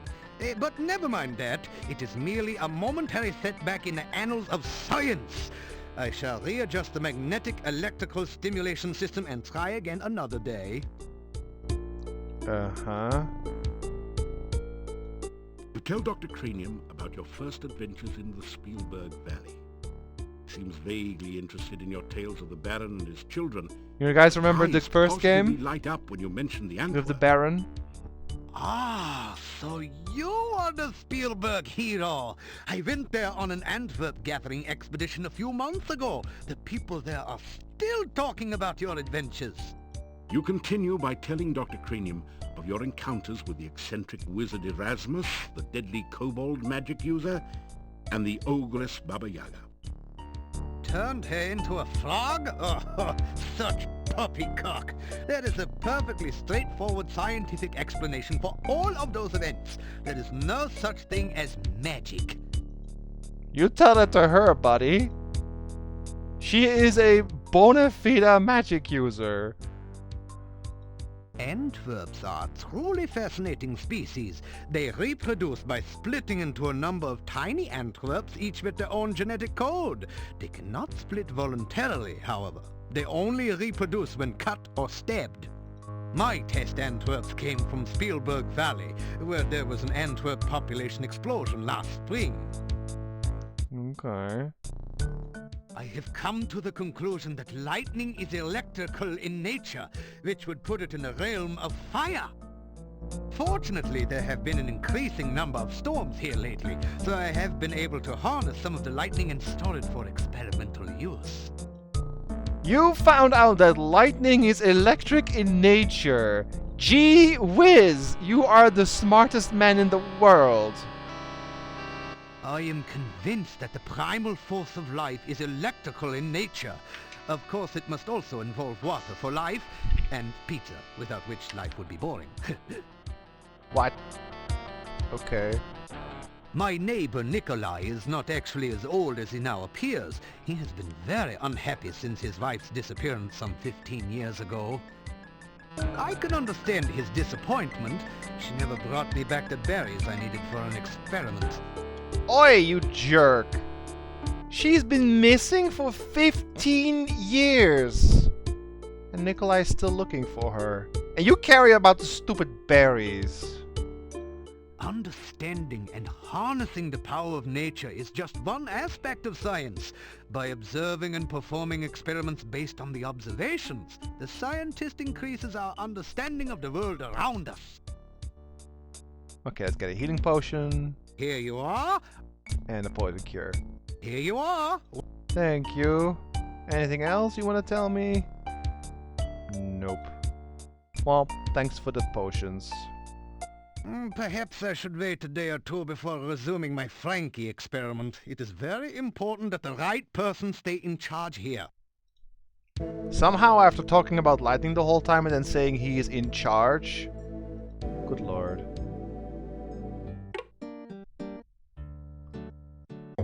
I feel bad for Nikolai. He's been looking for Anna for 15 years! It's sad.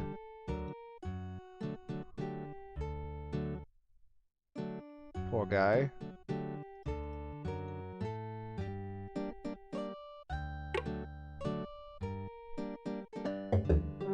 Right, let's do a bit of climbing and a bit of walking and stuff.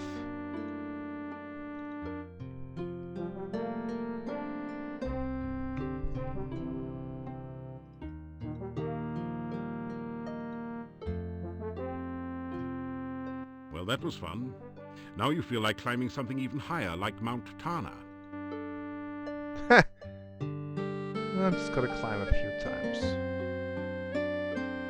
We don't need climbing much in this game, Well, but I feel like just increasing stats. Plus, I think if you climb the rope, you also level up your strength and vitality a Well, bit, which translates to how much damage you do in combat plus health. So it's not a bad idea to just climb a bit now and then. That's why I'm saying every day we're gonna do this a bit. Basically how in the second game we also trained every day. well, that was...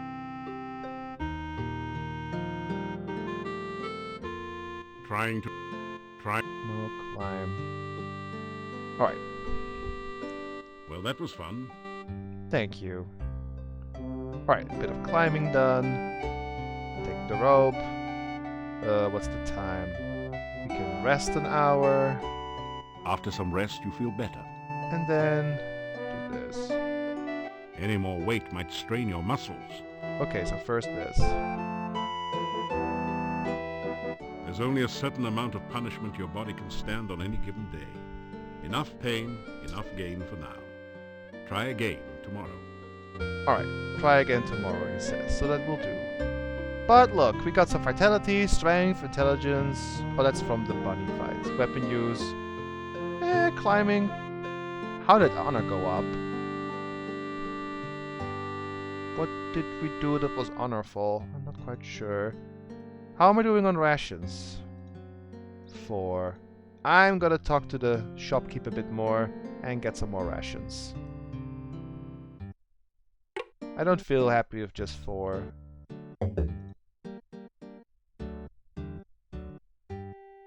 Still you remain. Yeah, I'm still here, sir. Why are you so surprised?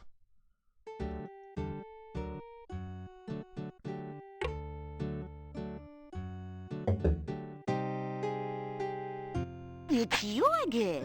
It's been a quiet day so far. Let's go buy a bit. Also notice how we cannot barter anymore in this game. I think they just took it out. I think it's also not in the 5th game, but I could be wrong. At least it's not here. So some trail rations, let's buy a few. We don't want to run out of food. And since I'm here, I never bought garlic before. And a shopping bag. It's a bit expensive, it's also a bit expensive. So I'm not gonna buy these 2 items yet because it's a lot of money and I don't really have much. I haven't earned anything since I got here. Aside from the few kopecks I found in the Dark One's cave, but nothing else. So I'm just playing it a bit safe. But I got a shopping bag, some extra rations. So let's see, anything else to talk about? Oh yeah, husband. My sad departed husband. His name was Boris. Gone 3 years now. He was such a good man. Didn't we... Wasn't the gatekeeper Boris? Yeah. You tell Olga that the gatekeeper's name is Boris Stovich and ask if they're related. Aha! So that's where the so-and-so went. Huh? Tell him he's a rotten no goodnik. Okay. Nothing else. What would you like to know about? Well, there's a bit more to talk, I guess. Dr. Cranium is a very strange man. No one knows what goes on in the back room of his house, except maybe Igor, and he won't talk about it. Someday, the mad doctor will blow us all up with one of those experiments of his. You mark my words. Our Burgermeister is named Dimitri. He is responsible for keeping order in the town, and he is very serious. But there was some scandal about his grandmother, but it was hushed up. He's a strange one, isn't he? Digging graves and carving tombstones during the day, helping that crazy Dr. Cranium at night. You know he's not up to any good. Decent folk have nothing to do with him. You see, there used to be a very active adventurers guild here in town, but it's been empty and locked up since I can remember.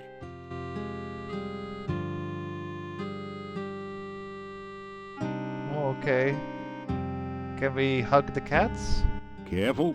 The cats may explode if you touch them. What? They're perfectly content where they are. I'm sorry, but cats don't explode, game. As my husband used to say, come back again, sunshine or rain. Alright, well, gained a bit of information, which is always nice. Got some extra food. Oh, I guess if you talk about Boris to Olga, it counts as honor points.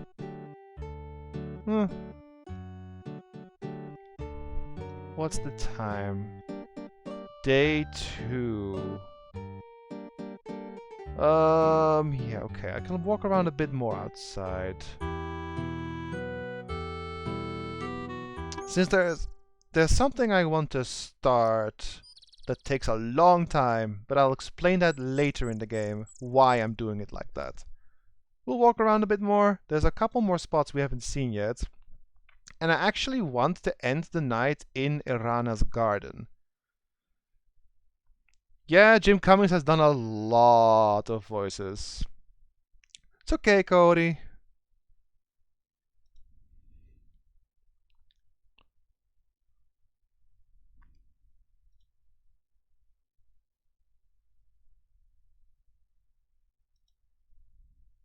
I think there's like 2 more spots. A cute little bunny with big, sharp teeth hops through the woods. I'm not sure how the monster selection works in Quest for Glory 4, because I know in the first and maybe also second game it is based on your combat stats, so you won't see strong stuff until you are ready for them. I'm not sure if it's the same here, because we've only seen bunnies so far, since we are kind of weak in terms of attack stats.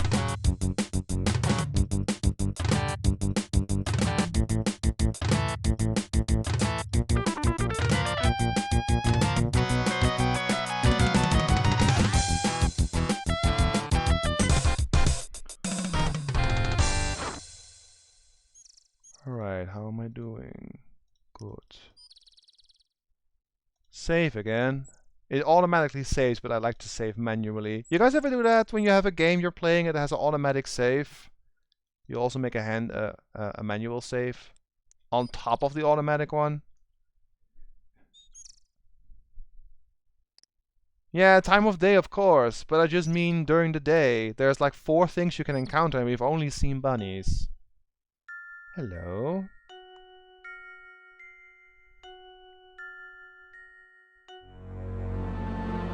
Hello there. Could you help me?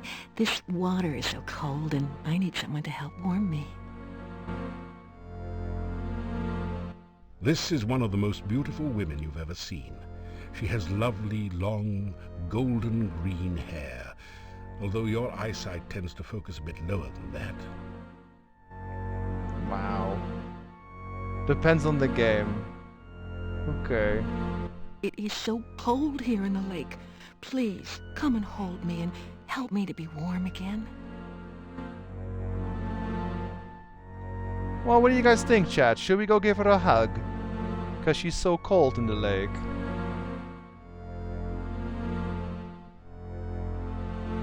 Banned on Twitch? Nuh-uh, it's censored, it's fine. Twice for safety? She has green hair, yeah. Well, it looks more like blonde here.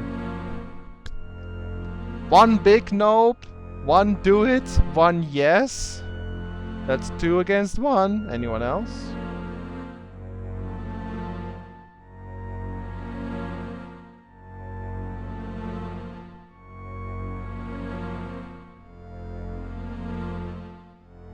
Uh-oh. Well, that's a 4 yes. I'm sorry, Cody. Yeah, I think I saved, but yes. Obviously, you guys know it's a bad idea because you've read about her in the Adventurers Guild. But okay. You asked for it. You wade out to the lake woman and take her in your arms. Her skin is soft but very cold. The lake spirit moans softly as she holds you closer and closer and tighter, then pulls you down into the lake.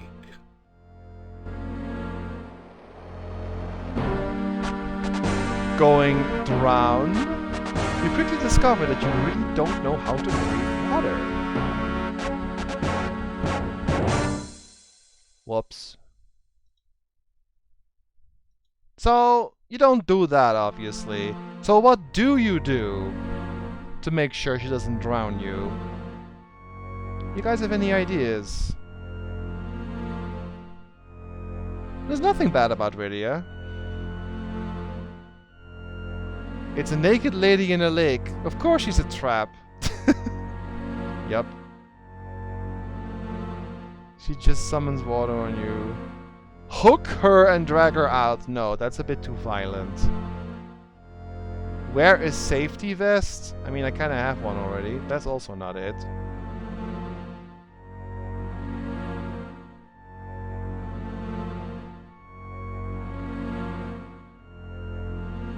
Yeah, Demonic got the right idea. It's a woman! So of course you give her flowers. Thank you for the beautiful flowers. No one has been so nice to me since I can remember. And now we can actually talk to her without getting drowned, which is nice. You tell the Rusalka about some of your previous adventures. Gee, you've done a lot to get rid of monsters and things. You don't think I'm some kind of monster, do you? I mean, just because I'm undead and drown people, you don't think I'm bad? What do you guys think? Is she bad? She is undead, and she does kill men who approach the lake. But is she, like, actually evil? I've been a Rusalka for so long, I've forgotten. It is lonely being a Rusalka.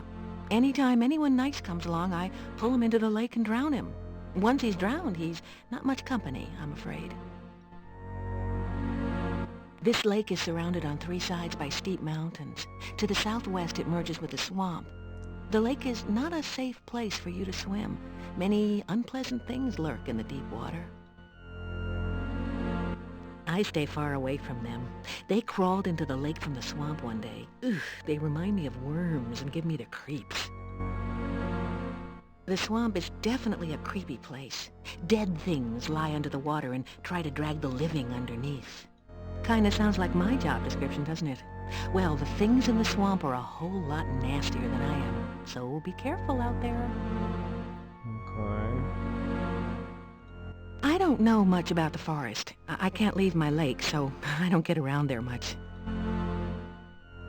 You ask what a nice girl like her is doing in a place like this. Dumb pickup line. I don't really know. I've been here for such a long time now. I mean, it's not like I can go anywhere. I can't leave the lake. It's my job to drown anyone who comes to the lake. That's what being a Rusalka is all about. I think I remember the town. I must have lived there once. Other than the fact it's somewhere to the northeast, I guess I can't tell you much about it. Alright, so let's see. We should get back. It's getting dark soon. But there's one last thing we can do here. You can only do as thief. Do you guys remember the dumb thief sign from the second and the third game? Like that. You can do it here too. Gazing intently at the lake woman, you sensuously waggle the fingers of your right hand beside your nose. Then you delicately and suggestively rub your belly with your left hand. The Rusalka says, "Oh yes, that's what I want too. Come to me and we'll rub noses and bellies together forever." How sexy. Please, come visit me again sometime. It's nice to have a friend to talk to. Oh, we'll come back someday, don't worry. We've only just started the game. Just like the first game, really, it's a good idea to just visit the key places once in a while. Let's go to the garden. You may have noticed that I don't really care for resting anymore. That's because stamina is not that interesting in the fourth game. You literally can't run out. You can't die when it gets to 0. In combat it always regenerates back to 1. So the only reason you ever want to have stamina is basically when you do things outside of combat, like climbing.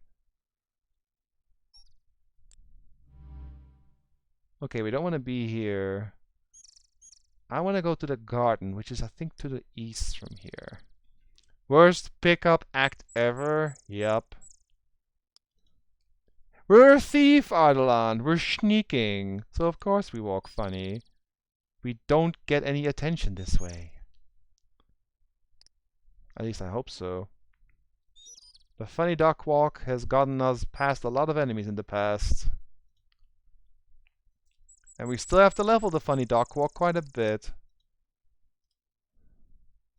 You are deep within the heart of the forest.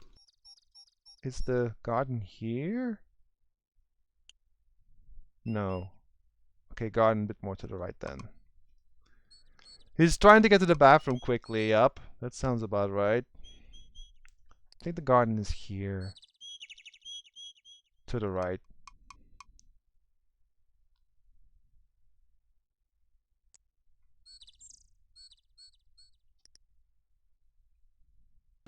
Oh. Oh crap. Wyvern. You are in the forest. No. You are in No. the ground bears a rich No. color. You are in No. the wyvern is a smaller cousin of the dragon. The good news is that wyverns don't breathe fire.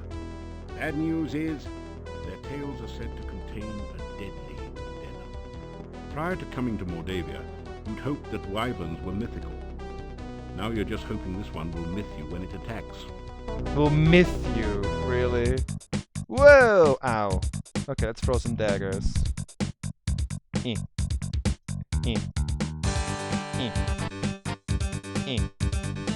Level that throwing!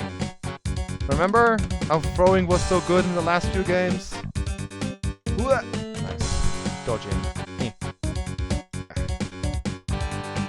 Ah, I'm poisoned. Well, I have a poison cure. Ow.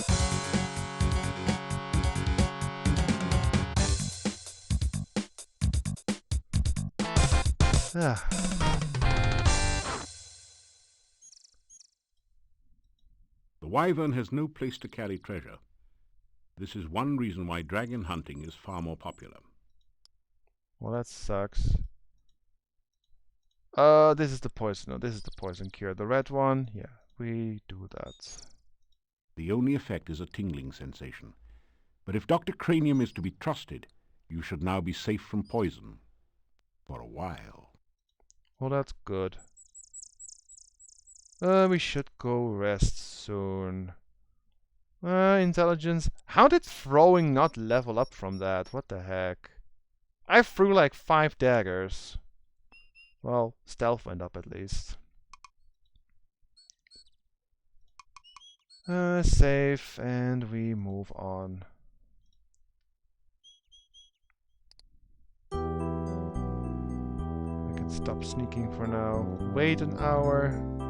After some rest, you feel better. Is it? Okay, one more. After some rest, you feel better. And again. After some rest, you feel better. Save again. And the whole reason I'm doing this I'll explain much later, but for now, just watch.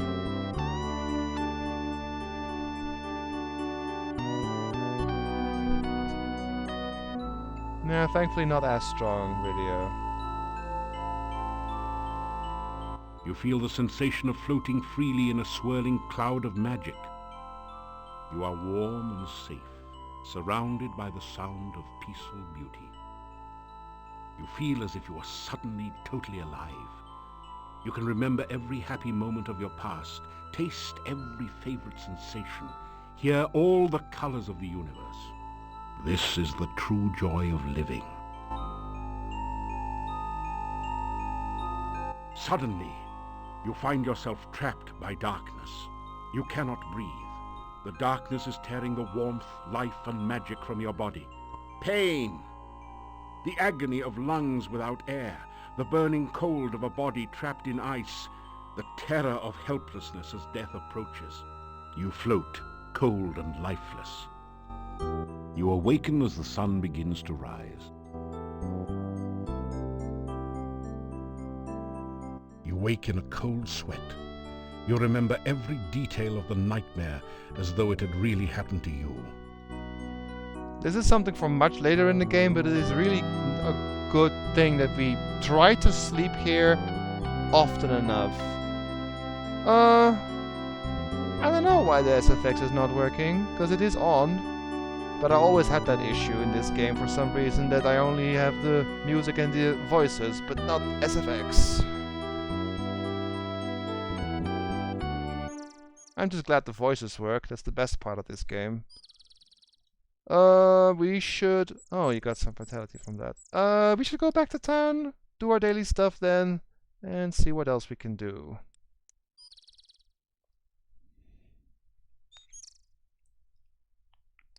Because I think we have seen most of the locations around the valley for now.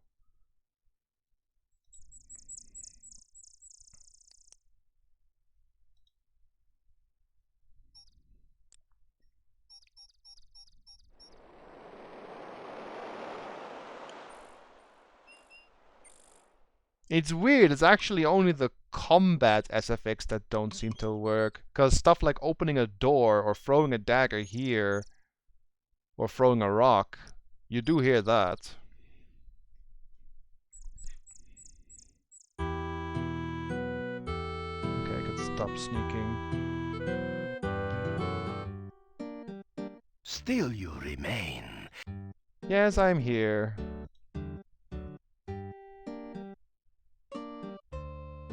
Let's talk to Igor again.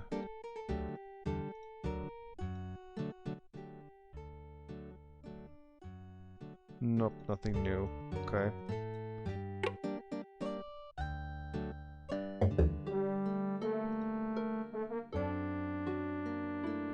You pick up 2 of the metal weights and put 1 in each of the baskets.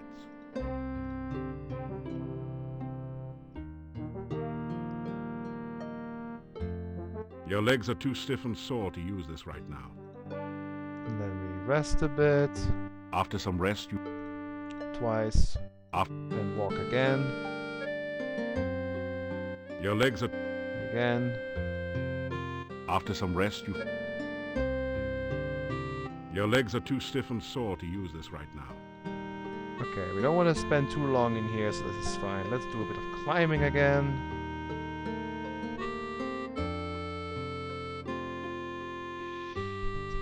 Well, I already patched the game, because it fixed a lot of weird instances where sometimes when you close or open a door or certain cutscenes, the game would just flat out crash, or the infamous trying to go through the swamp where it would crash trying to get to this certain fight. That has already been patched, all of it. So I'm not quite sure. I can look it up later. Well, that was fun. Maybe there is something I'm missing, but I'm not sure. Because I know I used to play it on Windows version, and there was SFX in combat there, but the Windows version is far more like unstable than the DOS version, at least from what I've seen. Well, that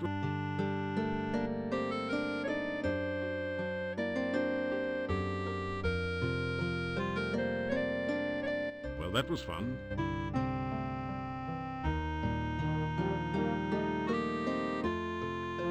Okay, let's do a quick save. I can do like a very quick Google search and see if something comes up, but if there's nothing simple, then I'll just try work it out later. Quest for Glory 4, no. Combat SFX.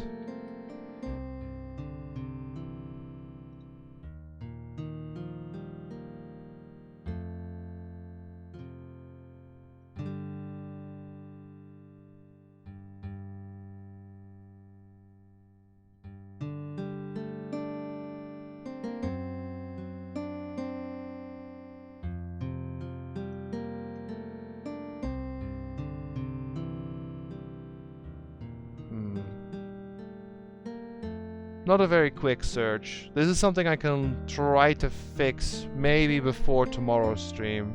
There are some forum posts, but I'm not gonna do that right now because I want to just play the game. But I can see if I can find something and try some stuff out before tomorrow's stream. Because this will take a couple of times until it's actually finished, which is fine by me. Because it's a good game. So we got some climbing, we got some strength. We haven't gone into the monastery yet. Why not? There is an indentation near the middle of the shadowed door. It looks like a set of 6 curved spokes radiating out from a central point. That's this thing. Bad place. Very bad place. Go away. You'll be very sorry.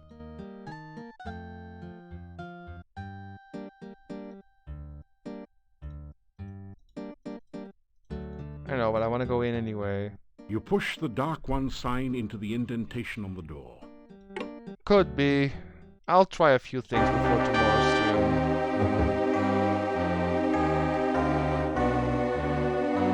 This is a no longer used monastery. The furnishings are in poor condition, and the carpet and drapes are faded and threadbare. The symbols of the Dark One make this an uncomfortable place to be. This is a fairly attractive, in a Baroque way, display cabinet with a glass door. You strike a mighty hammer blow at the glass case. It just sort of looks at you through its glass eye. You need to either build up your strength or try another approach. Can we use oil? That didn't do anything useful. Can we use the toolkits? Deftly pick the cabinet's simple lock and take the healing potion you find inside. Yeah, of course, because we're a thief. This amazingly lifelike sculpture looks like a cross between a baby troll and a hermit or dervish. It fits the description of a domovoi. Hey dwarf, by the way. That it's totally dried out. Forgot to say hi, but welcome. A long wooden table attests to a time, and this room was used to double as a communal dining room for the monks. It's a 6-tentacled, octopus-like creature. I guess you'd call it a hexapod. Unless you like cats, you might call it a hexapus. Can we get close?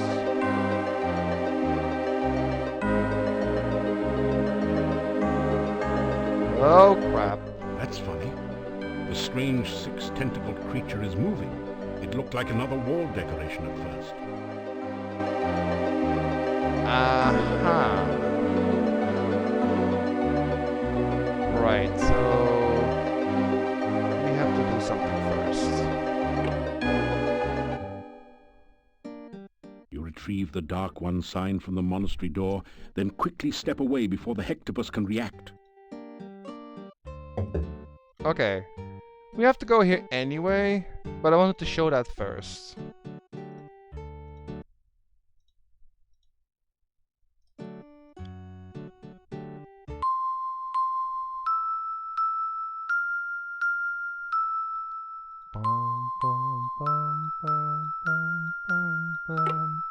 This is the most annoying slash like complicated way to go into anyone's lab, right?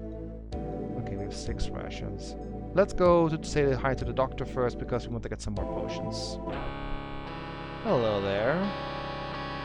I believe I am on the verge of a major discovery. It came to me last night. I believe that there is a formula which can be used to create a rehydration solution. Such a solution could be used to restore fluidity to any substance or object that has become prematurely dry. If we can but manufacture Dr. Cranium's rehydration solution in sufficient quantities, we could rehydrate the Great Shapirian Desert. Of course, there are a few small bugs to be worked out. It would take most of the water in the world's oceans to make that much solution. Then there is the tiny snag that I have not been able to remember the formula since awakening from the dream. Oh, that's great. Then we could talk about Shapir. You relate the tale of your journey to Shapir, how you saved 2 cities from the evil vizier Ad-Avis. You guys remember part 2? Elemental minions. Now you are talking science. The elements are the building blocks of everything in nature. I am sure I have never heard of anyone constructing creatures purely of a single element, but it certainly makes scientific sense. You say this Ad-Avis referred to a dark master here in Mordavia? I am sure I have never heard of such a one here. There are rumors of strange goings-on in the castle, but I do not credit such tales without scientific observation to back them up. Okay, fair. Dr. Cranium's rehydration solution should be a shoo-in for the alchemical innovation of the Animal Ward.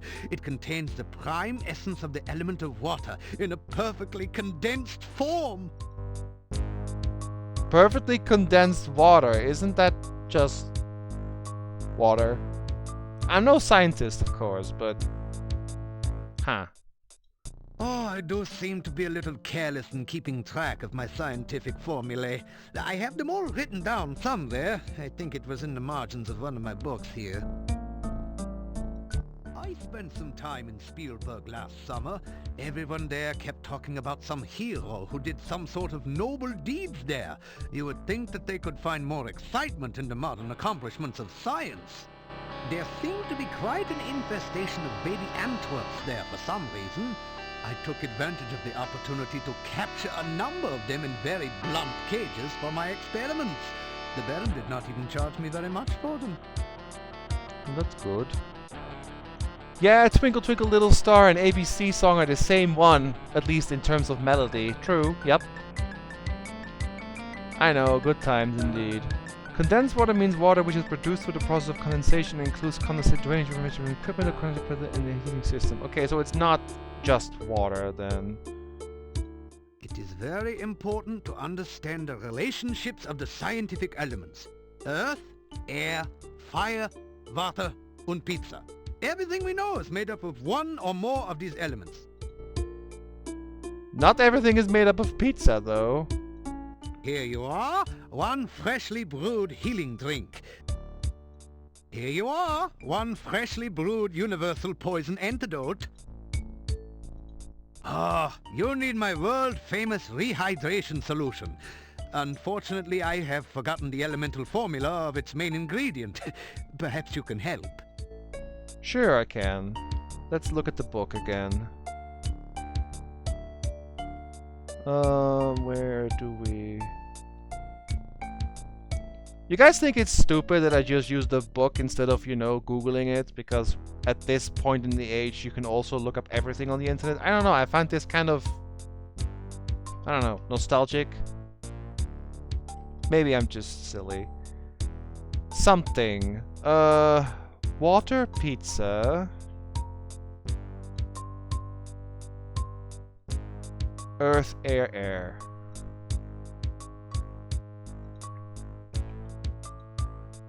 Yes, that sounds just right.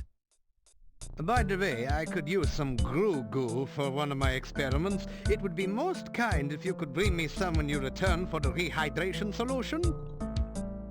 Groo Goo? Do you guys remember what the Groo Goo is? I know where it is. I just want you guys to get involved and think along. Otherwise, it would be a bit of a boring playthrough if I did everything outright without ever stopping and thinking, you know? Oh, okay. We always get smarter when we talk to this guy, I swear, even though he makes no sense sometimes. Rehydration may prove to be a crucial step on the way to an even more important discovery: instant water. Instant water? Okay, that is just water add water, which is dumb. Yeah, the Pizza Elemental was a good time. We're all comprised of at least some part Pizza Elemental after ordering Domino's. I mean, true. Nah, I don't know. I just like... When I have a manual of a game, I just like having it. This one doesn't have any color, though. But still, it provides information on everything in the game. And it just... I don't know. I like having it in my hands instead of looking it up on the internet. I like books. Sometimes. We all know how Domino's ended up trying to take over. Yeah, true. It is more genuine gameplay when you use the actual manual that came with the game. I mean, that's true. So, you guys ready for another identification? Your animal has not been processed. Okay. Do you wish to identify another animal? No. Can't handle more than one, I see. It's a good thing you know your limits. Actually, yes. Right. Here we go, chat. We have to identify one more animal. So, let's get funny again. Does it have legs?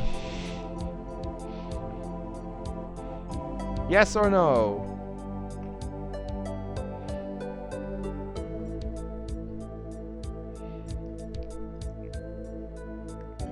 Yes, no, yes. Yes. Does it have more than one leg?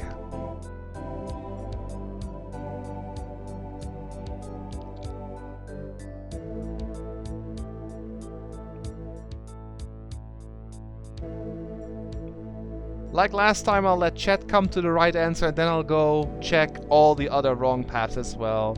No, no, no, no. Okay. That's probably a banana slug on a pogo stick. Try this again. But forget the pogo stick next time.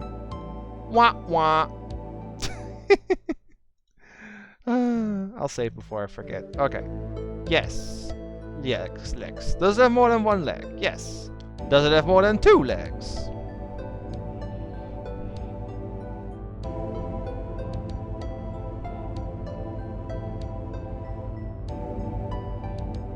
Does it have more than two legs? Yes, yes.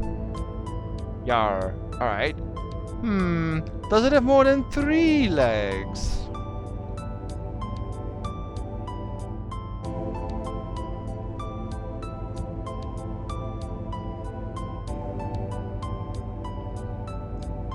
No, no, no. Okay.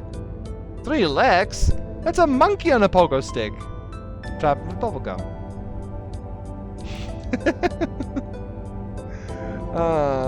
Yes, yes. More than 1, yes. More than 2, yes. More than 3, yes. Does it have more than 4 legs then?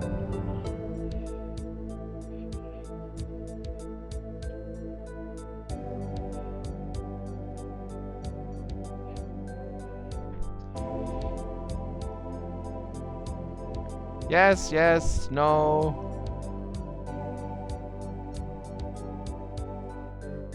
Does it have more than 4 legs? Yes. This is getting tricky. Does your animal have more than 5 legs?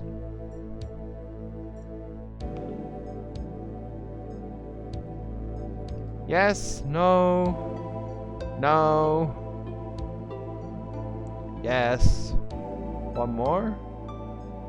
Because we have 2 yes, 2 no. Over 9,000, okay, we have 3 yes and 2 no. Does it have more than 5 legs? Yes. Does it have exactly 6 legs? Toe Jam from Toe Jam and Earl. Yep, I know about him.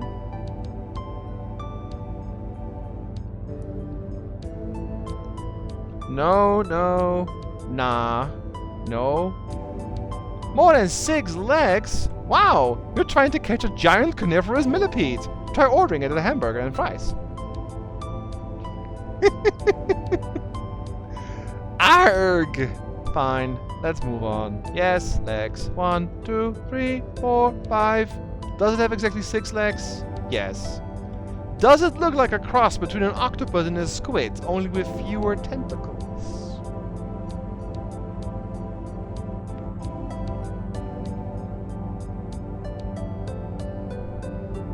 No. No. Anyone else? Yes.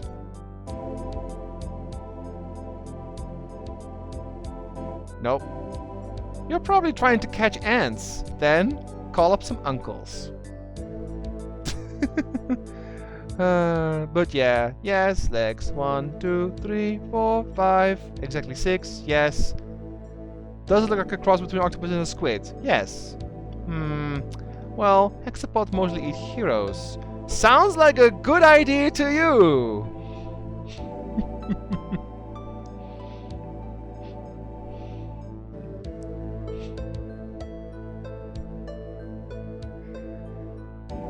Yes, yes, yes.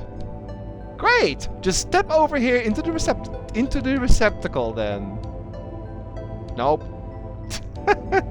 Alright, let's get this done, then we're gonna see which ones we missed. Legs 1, 2, 3, 4, 5. Has 6 legs. Does it look like a cross? Yes. No, it's not a good idea.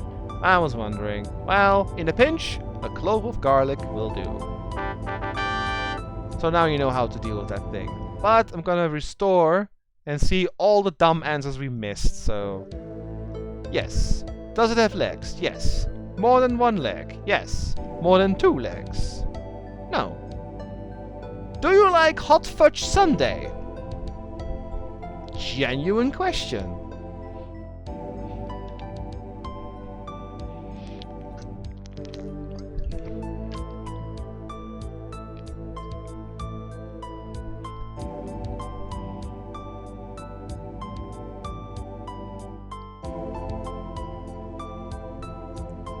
No? Yar? Yes?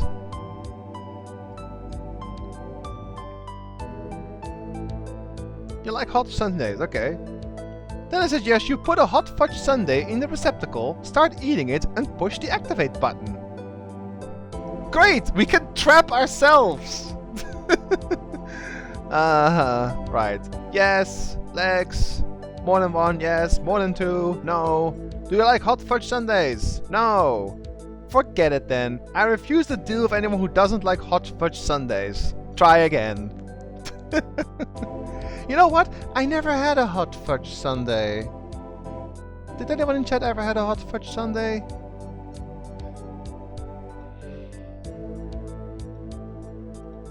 Legs, yes. More than 1 leg? Yes. More than 2 legs? Yes. Does it have more than 3 legs? Yes. Does it have more than 4 legs? No. Then is it an animal which has 4 legs and flies? Yes or no? They're tasty good? They're tasty? I should try one then.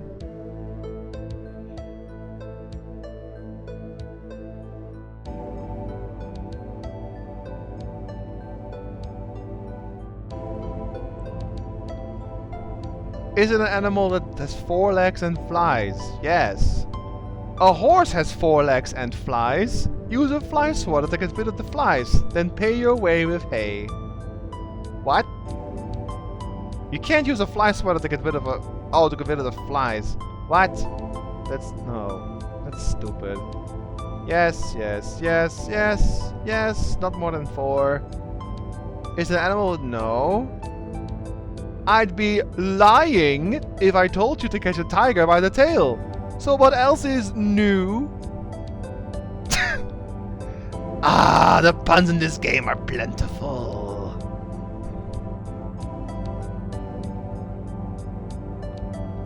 Good lord. Yes, yes, yes, yes, yes. More than 4? Yes. Does your animal have more than 5 legs? No. It's an elephant on a pogo stick. Try putting some peanut butter on the ground. Smokey the elephant returns from the last game. Alright. Yes, yes, yes, yes, yes, yes. Does it have exactly 6 legs? Yes. I think I already did that. Yeah, okay, we're done. Oh, I have to actually finish it for real because I loaded. 6 legs, yes. Cross, yes. No, and garlic.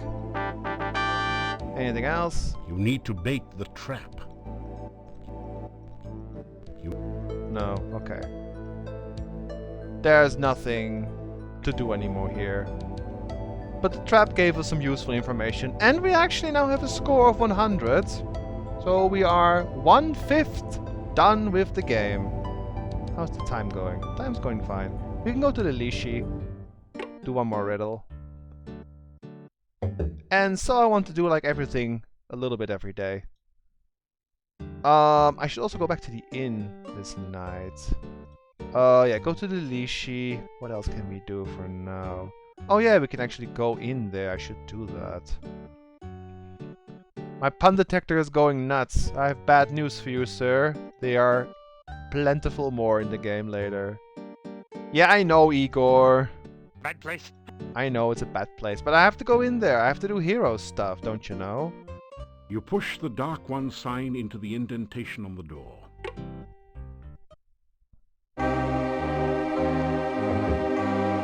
So now we give you the garlic. Hector the Hexapod happily gorges itself on the garlic. Hector looks much less hungry and perhaps a little less dangerous now. We can open the fireplace, right? It doesn't budge. The fireplace looks as though it hasn't been used in years. There are no logs on the log holders, nor is there any sign of ashes or other debris. You can't get this log holder to move at all. It's solidly set into the base of the fireplace. This one then? Ah! There is a cold feeling down here that chills your bones and sets the hairs on the nape of your neck on end. There is a musty odor of mold and mildew mingling with a sickeningly sweet smell of decaying flesh. Welcome to your nightmare. That is a lovely description.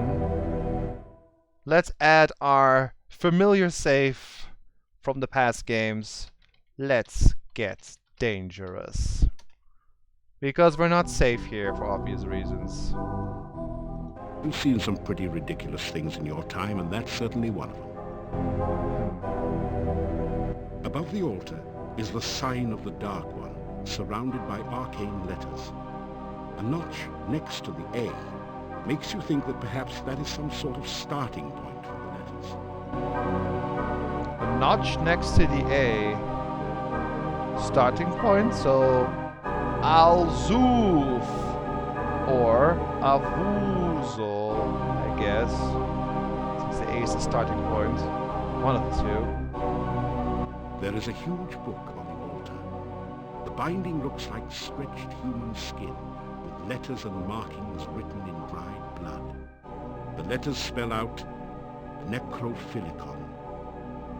What could that mean?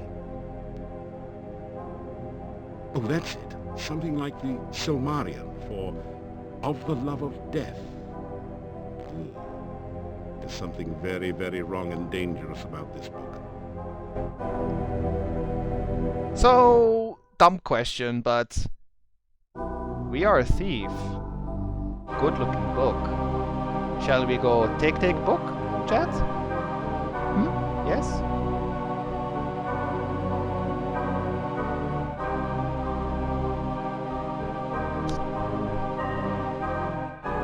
Igor, are you related to Manu the monkey by any chance? He like jumps up and down the same way, right? The statue reference to Cthulhu? Maybe. Yep, Evil Dead reference for sure. Take, do it, take. Well, you guys are predictable, but I mean... The huge book on the altar looks fascinating. You would almost swear you saw it move. The title says Necrophilicon. Haven't you heard about this book somewhere? Blog. Blob. Case and book closed. Maybe you should have judged the book by the cover. Anyway, the judgment seems to have gone against you. In fact, they threw the book at you. Wah wah. Don't take the book. Book is bad. Let's go take a look here. The roll-top desk is spotted with dark and ominous stains. Let's see. Look for traps. Oh, how does this one work?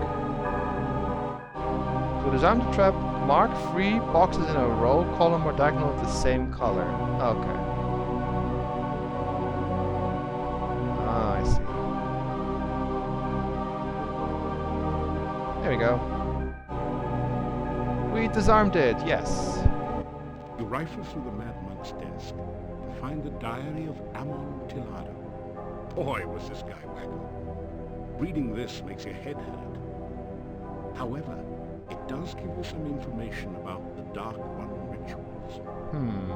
It said something about the first ritual being placed within the Mad Monk's tombstone, there to be forever guarded by followers.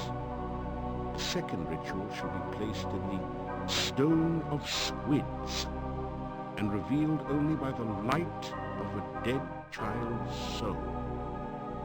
The next ritual should be placed in the hollow of the Hangman's Tree, and guarded by the spirit of the dead which remains there. The blood ritual shall be concealed magically within the monastery, and only he who willingly seeks dark visions shall find it.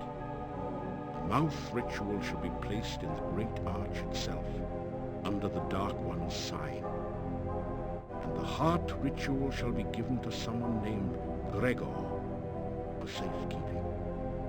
Now there's another note on this page in another's handwriting. Gregor is missing in the forest and probably dead. Yet where is the heart ritual? All this talk about the rituals is quite nasty, and I could get one of the rituals right here, but I'm deciding not to do it for 2 reasons. One, it kinda breaks the continuity in the game, because you don't even know what these rituals are yet. And 2, I'd like to do it when I am basically the game telling me to do them, because it would feel more in place in the flow of the game, you know? If I start getting rituals right now, it would be like, it's kind of out of place. Why are you doing that? It makes no sense. So I would rather do it when I have a more clearer reason to get them. So I want to wait with getting that ritual right now, if that makes sense to you guys. You can get it here, sure, and it has no consequences, sure, but it just feels a bit out of place. So there's one more thing we can do here, that's this little thing right here. You see a small statue that matches the description that the chief thief gave you. Oh, sweet, small statue. We should just pick it up, right guys? Right? That's what they told me, right? We're a thief, we pick things up, right?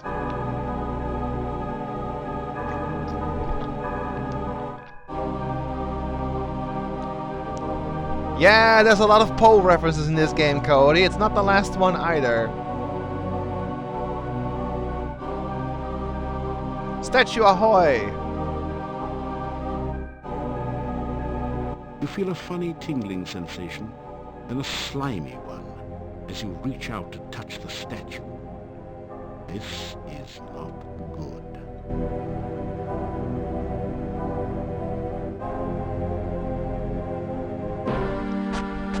Slug it out.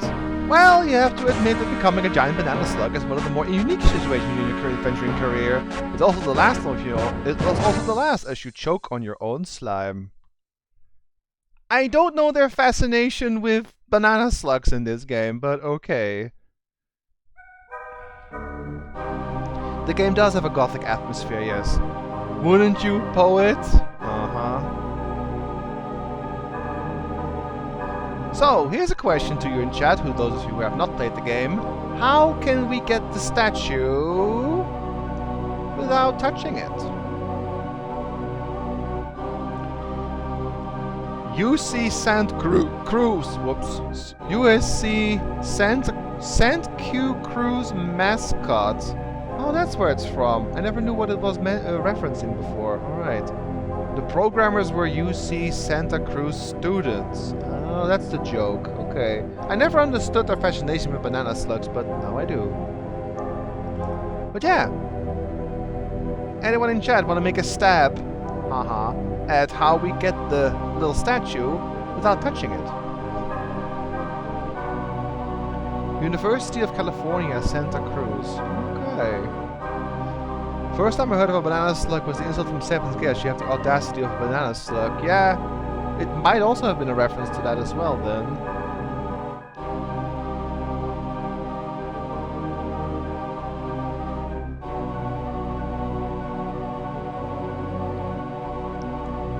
So, anyone in chat want to think along? How do you pick up the statue of one of these items without touching it? No, because I've actually went there myself. Ah, cool. Well, I mean, I'm European, so I don't know much about American universities. Grapple, grapnel. Let's try. This is not a good place to practice throwing. Nope. You guys tried once, you have 2 more chances. It's not the grapnel, although it's a good idea. You don't touch it then, but nope, that's not it. We have to actually take it with us and not touch it still. Santa Cruz is close to the Silicon Valley in California, so a lot of programmers from the 80s work from there. Box? No, that's a toolkit. That is not used for carrying things. Shopping bag is correct, Artland Vader. You pick up the statue in the shopping bag, carefully avoiding any contact with your own flesh. The statue glows briefly as it slips into the bag, then subsides. What is this thing anyway? Statue. Carefully wrapped in a shopping bag is the grotesque sculpture of a horrible squid-like monster. Squid? Hang on. Squid-like what? Hello? No, it's a beetle or bug of some kind. Squid? What is there squid about this thing? There's nothing squid. Whoever made that text is drunk. I mean, I don't know about you guys in chat, but I don't see anything squid about this thing. This is clearly a beetle of some kind. It's not a squid at all. Squid. What the heck?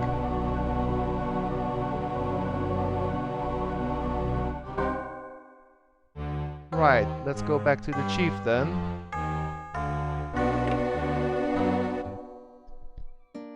You retrieve the Dark One sign from the monastery door, then quickly step away before the Hectopus can react.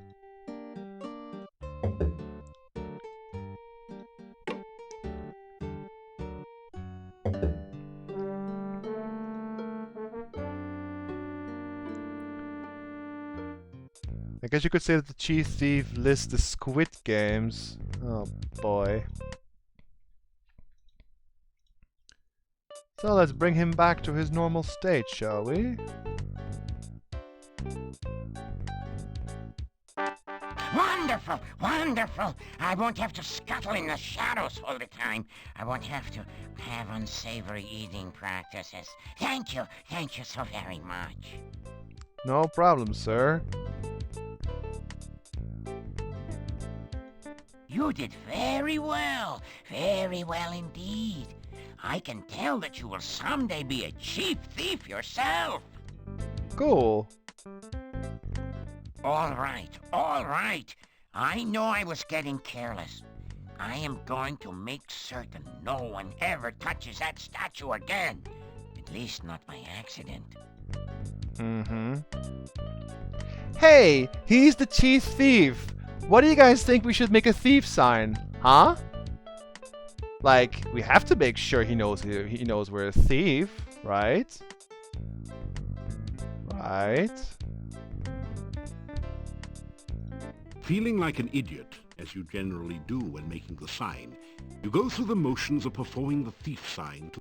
Well, of course you're a thief, or you wouldn't be here, idiot! Tuck that elbow in tighter on the belly rub next time. Okay, fine. What do you have to talk about? Ooh. But first, see. I am all right, I guess, but I'm having a difficult time adjusting to walking on two legs again. Other than the fact that there are no other thieves here, and that we are not likely to get any in the near future, this is a wonderful guild.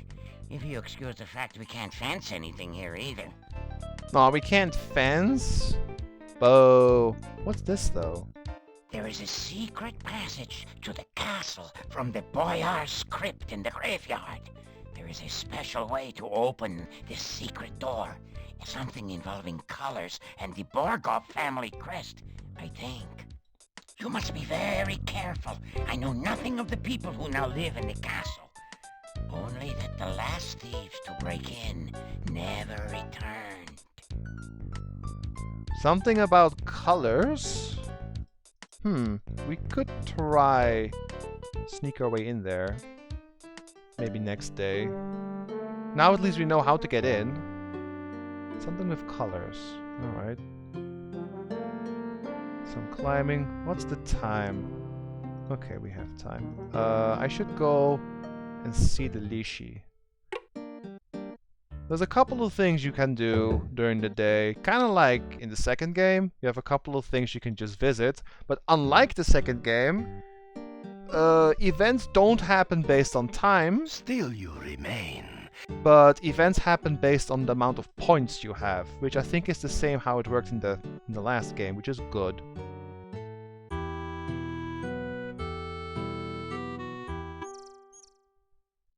We go duck walk again to the Lishi. And I want to go to the evening in the inn because I think there's a new character we can meet there.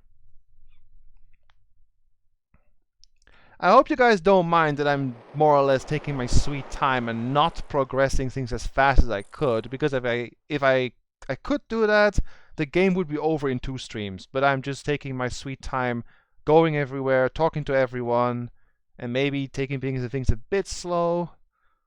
But at the same time, you'll see more of the game that way.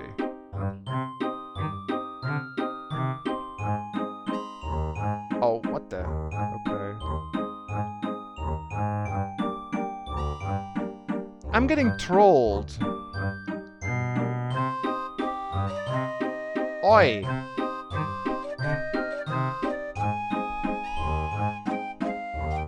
Stupid Lishi.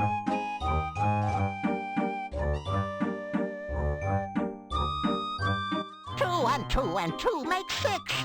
A little bush is in a fix. If you save a plant from goo, I can help you with a clue. Save a plant from goo. Oh, tell about bush. You tell the Lishi, but you guess it's some sort of bush. Oh, you're just guessing. I want you to bring me a shrubbery. Ha! Yup. They love Monty Python too.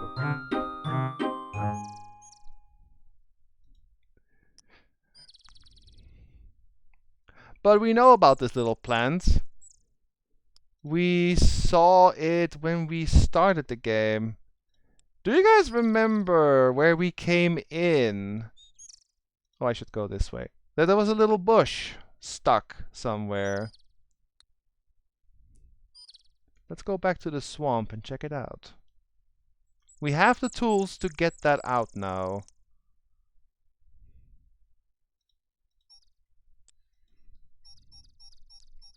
You guys are face desking? Oh boy. Ah, you again. Let's try. What? Ah, poisoned already. God dang it. Nice dodging, I suppose. Ah.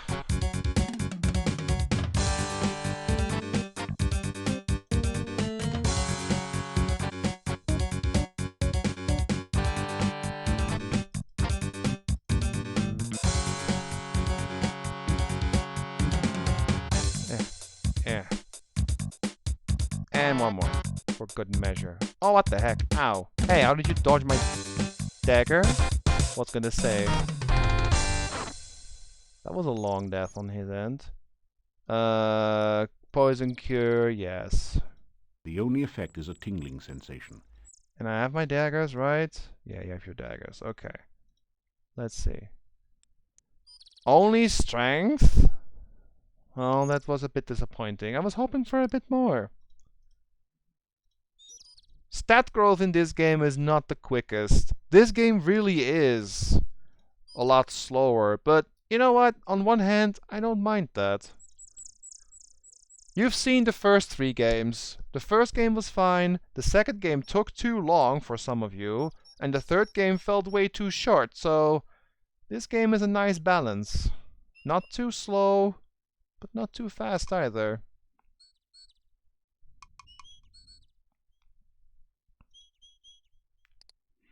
Don't break the desk, or you kinda need it. Okay, I want to go to the swamp. We have 2 things to do there. And then, I suppose we should go back to the Lishi and go to town at night, because there's someone we can meet, I believe.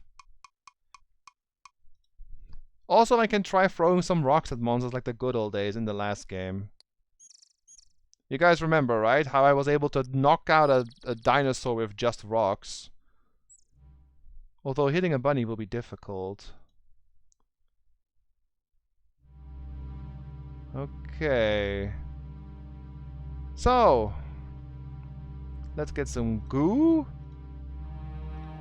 which is needed for cranium. You slowly fill your flask with the greasy, grimy goo. And now, let's ask chat. Do you guys have any idea how to get the plant? We can't just pick it up, and we can't walk over there. We have the tools we need.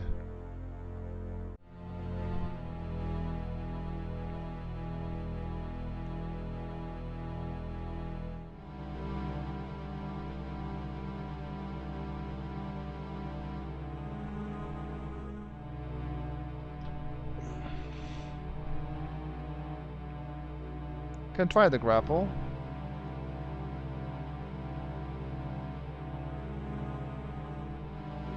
There you go.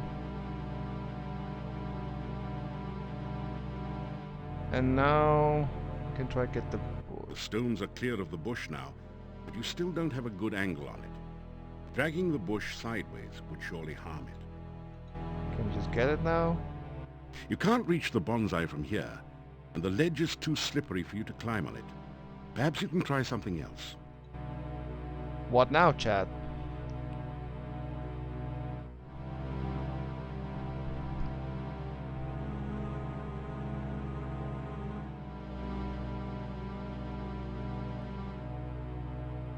Bottle doesn't work on the bonsai bush, I believe. I can try, but... That didn't do anything useful. Nope. Not the grapnel, grapnel, right? Yeah, not the grapnel, not the bottle.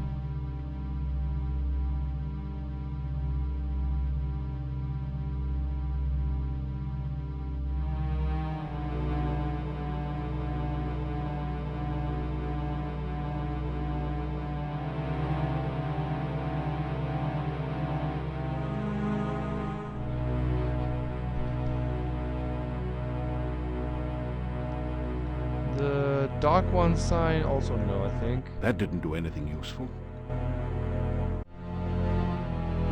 I think it's throwing rocks.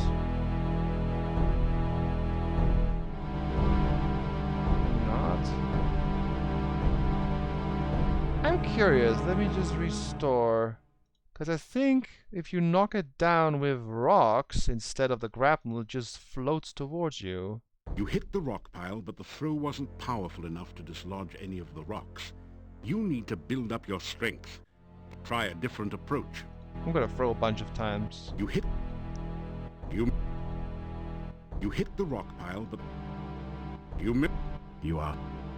managed to knock a few of the rocks loose from the pile, although the remaining stones still dam up the pool. I'm gonna knock it down with stones. After some... Because we solve all our issues with throwing rocks. You knocked some more rocks loose. That last throw did it. rock pile has collapsed and goo is oozing down from the pool. So, I'm not entirely sure if using the grapnel on the rock pile made the soft lock that you can't get the bonsai bush, because now we can see it actually floats down instead of being stuck there. So now we have a bonsai bush. Bonsai bush. This bush was obviously carefully and lovingly cared for until someone relocated it to the goo. It looks delicate and strong at the same time. What is the time? Yeah, we should go back to the Lishi and then back to town.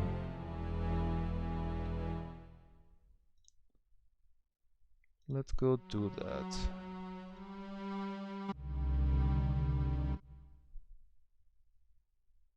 What a lovely swamp, right? The heavy odor of decay overwhelms your senses and makes you feel slightly nauseated as you survey this gloomy swamp. What the heck? The decayed remains of a human arm claw at you as if to drag you down to share its doom. So, just a genuine question to all of you in chat. You've seen the first 3 games. What do you guys think of the tone shift in the 4th one, where it's obviously a lot darker and a lot more evil and just, well, gothic and kind of Transylvanian / evilish compared to the other 3? Is it a good thing or a bad thing? Like, the style of the game is very different compared to the first 3.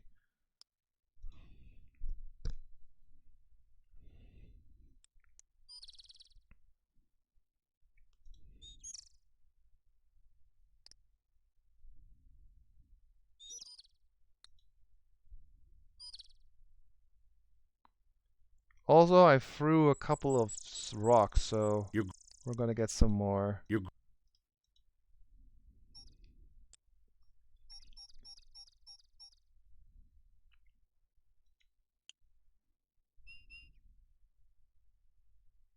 And once again, we made it back without getting spotted. Good. And it's about time we go back.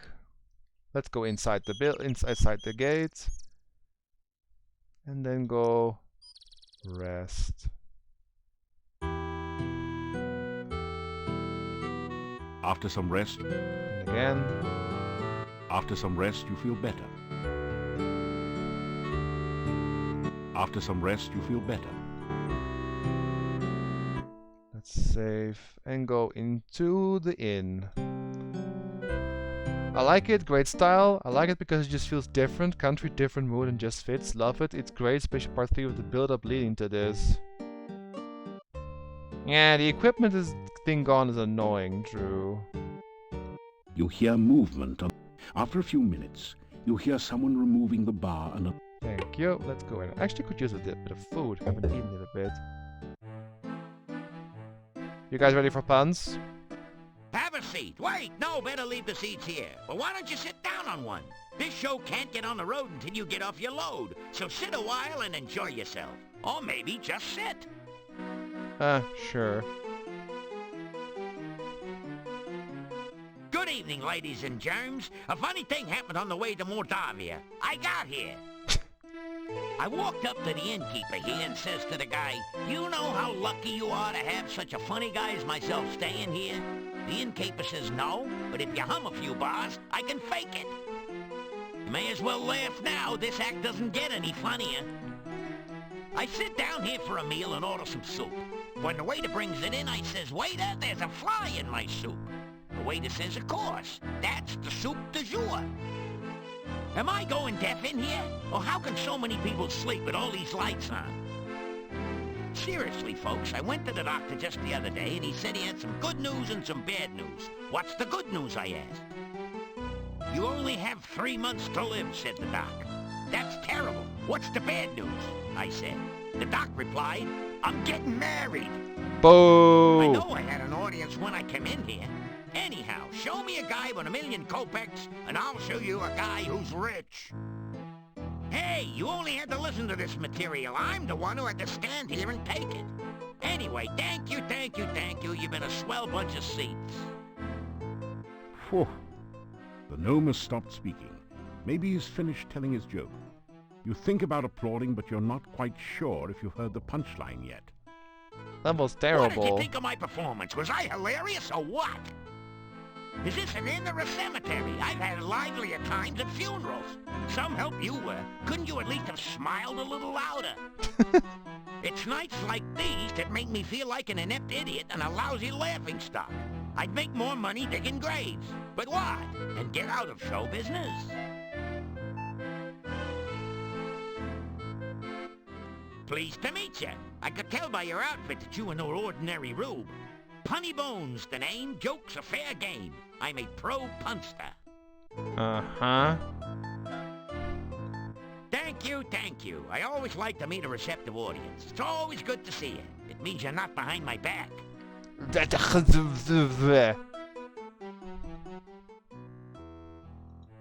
I'm staying at this inn for a while until I find something here. I got the last store down the hall. Visit me sometime. I'm sure we can have a few laughs together. Sure. Be they ever so humble, there's nobody stays home. I've been on the road so long, I have flat tires on my feet. I go wherever I can tell a good joke, and many places where I can't. Hey, my last tour was a great success. I outran everyone. But there's no business like show business. With me, the show must go on and on and on. I got millions of them. Problem is, I can't remember most of them, and the ones I do remember should have been buried long ago. I used to be worth my wit in gold, but oh, it's a long story. Ask me about it some other time. Alright, fair. What time? Well, I guess we should go take a nap. We only have 5 rations. We have to go find some actual money soon. I still haven't gotten anything. Like I said, it's kind of hard to make money in this game. But that's okay. We'll manage. You unlock the door to your room and go in.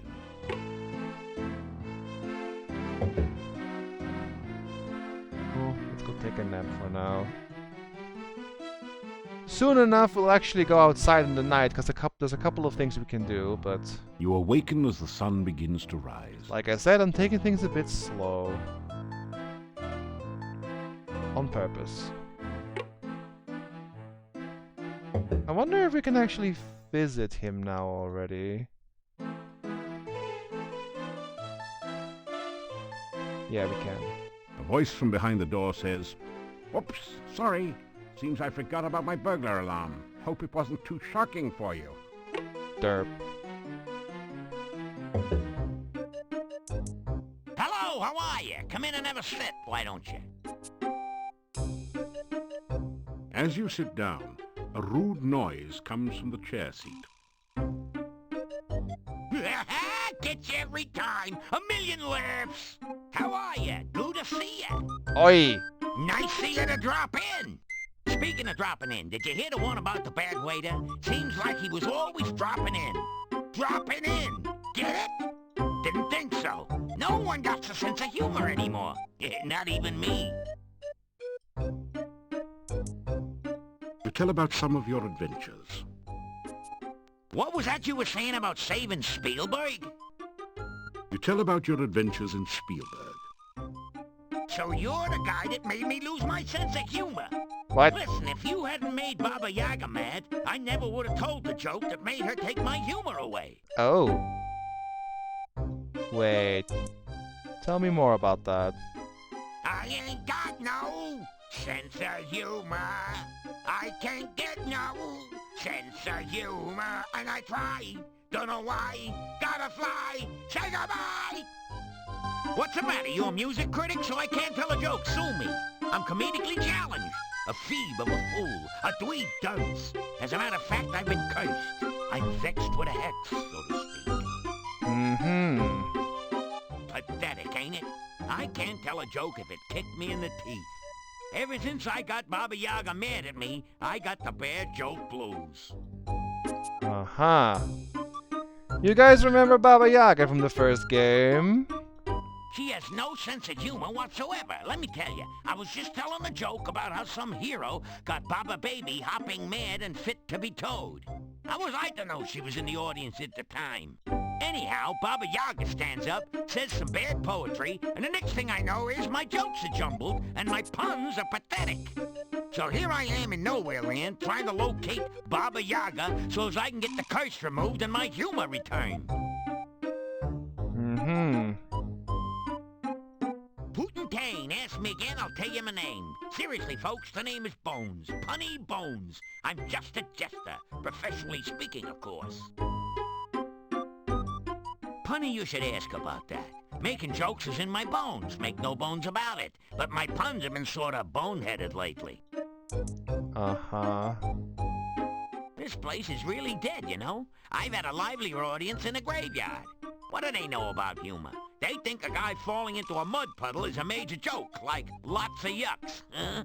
Now, a man being tripped into a mud puddle, that's comedy.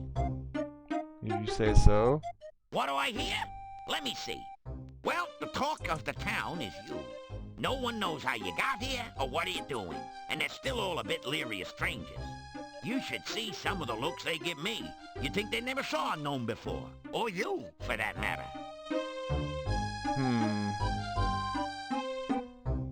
The chicken seems to be made out of rubber. What's rubber, you ask? You also consider how it would taste cooked in garlic. Let's get it. The rubber chicken squeals as you pick it up and squeeze it. Well, you'll have to keep her now. You obviously rubber the right way. Rubber, get it? Yes, I do. Also, my speed is way too high here. Let's fix that a bit. Some reason it got up when I got in here. Rubber chicken. This is not the first time I had a rubber chicken in a point-and-click game. It's a traditional rubber chicken, a stock item for mediocre comedians everywhere. Well, alright. Thanks, gnome. Nice to see a friendly face around here. Catch you later, Dud. Dud? Rude. So I ask you, what do you call a dinosaur crashing into a wall? Tyrannosaurus Rex? Late for supper, of course. See you later, crocodile. Man, he sucks. Do you guys know that little SpongeBob meme? Oh, brother, you stink! That's pretty much this guy.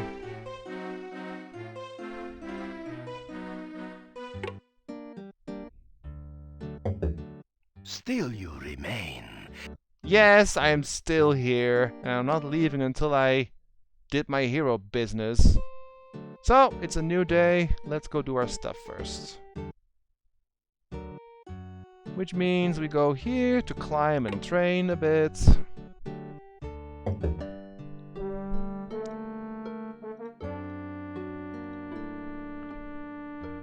And then we go to the Lishi again.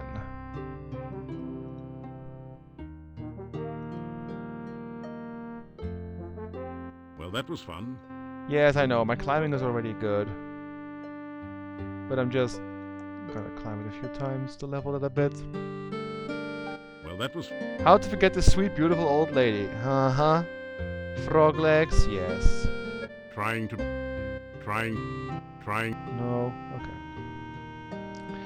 You remember her as well, Eidolon? That Yep, was of fun. course. Shake my head. Uh-huh, I know, right? I'm not gonna eat this rubber chicken, don't worry. And yeah, I saw he drew a smiley face on every single garlic Trying to- bulb, yeah. He also parodied I Can't Know Satisfaction Well, by that the was- Rolling Stones. Yeah, that was the song.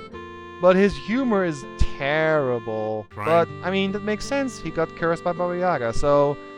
We gotta go find Baba Well, that- Yaga. Now, I'm sure Baba Yaga would be fine if we just came up to her hut and told her how much of a nice Well, that guy was- we are and that she should just hand over the humor back.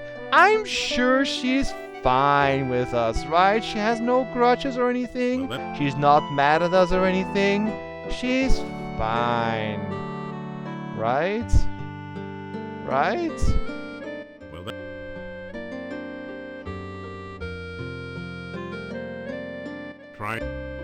Okay, then we're gonna just walk after this. Well,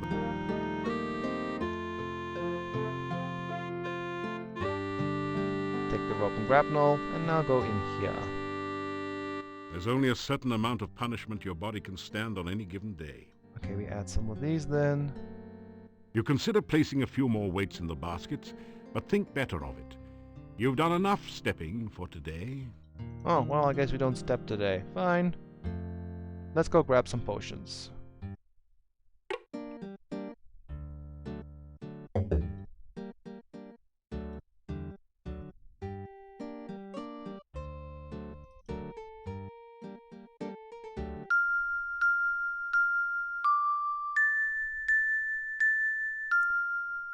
La la la la na, na, na. These all might be famous songs actually, but I don't recognize some of them.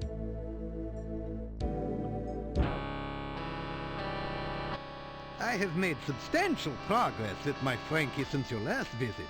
With the MESS recalibrated, I was able to focus the initial stimulation and have achieved the first traces of independent muscular coordination.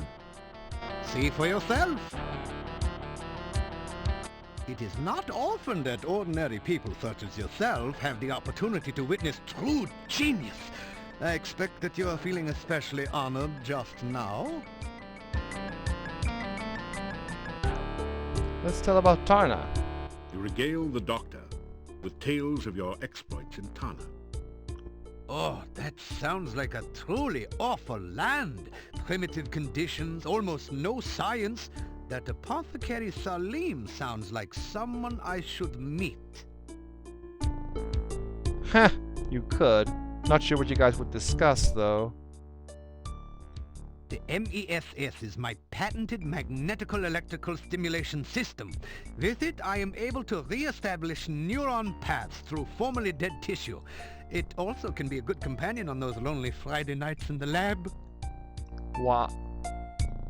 I named Frankie after one of my colleagues who did some preliminary research into tissue reanimation. My success in this experiment will make me one of the premier researchers at this year's scientific ball. Mm-hmm. You wanted some goo, right? Here you go. That is terrific! This is just what I need for my experiments! As I promised, here is your rehydration solution.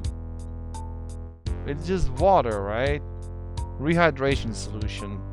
Dr. Cranium's patented rehydration solution bears a suspicious resemblance to a flask of ordinary water. How are we sure it's not actually just water, huh? But alright. We need to get our potions before we forget. When we have learned to take a scientific approach to everything in life, we will be well on our way to understanding ourselves. Here we go. Here you are, one freshly brewed healing drink. Here you are, one freshly brewed universal poison antidote. Thank you. I am looking forward to the successful completion of my Frankie experiment. My first attempt was a bush I dug up in the forest garden. The operation was a great success. Unfortunately, the patient died. I hope to correct that minor difficulty in my new experiment. So you dug that thing up in the garden. Okay. Good to know.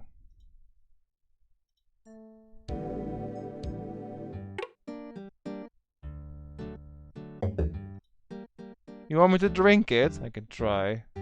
Let's save. In case something silly happens. You taste a small sip of the rehydration potion. Water seems to be the main and probably the only ingredient. Great. We have a flask of water. He's a great scientist, right? Let's go see the Lishi.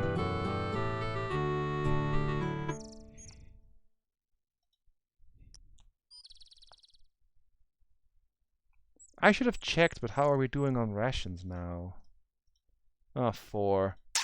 I gotta go buy a few new ones. Soon. I guess next visit we'll go pay Olga a visit again. Since we still haven't found any money,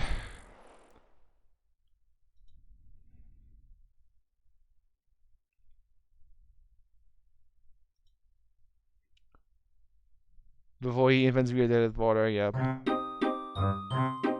Okay, let's do this again.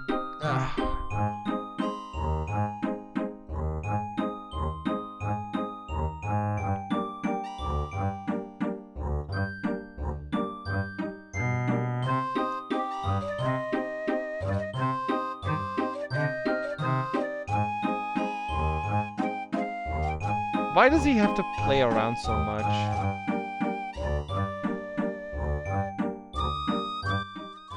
Two and two make 6. A little bush is in a fix. If you save a plant from goo, I can help you with a clue.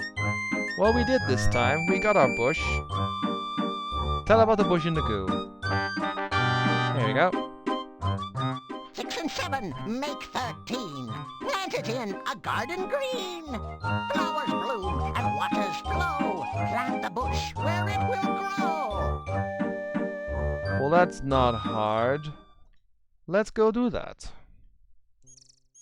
I guess we should also go back to the Rusalka. We haven't been in a few days.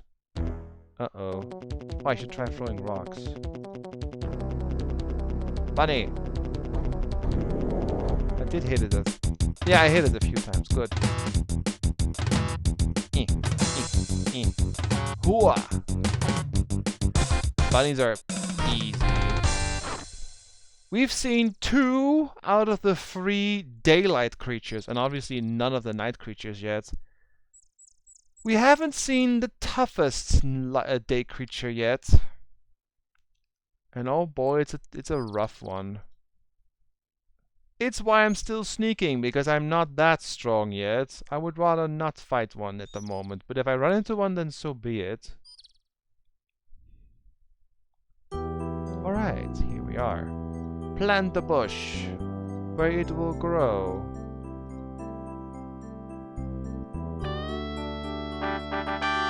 You plant the bonsai in the hole and scrape some of the rich soil around it. In moments, the bush begins to grow and blossom before your eyes. Cool. And let's go do this because we're nice. You fill your flask to the top with fresh, sparkling water. You water the bonsai bush. The bonsai bush is thriving in the rich soil. Good. Good. I suppose we can go back to the Lishi and tell him we did something good. Does that give you honor, actually, saving the bush? No. Right. We're still upgrading all our stats. It will take a long time to get them all to maximum, but that's fine.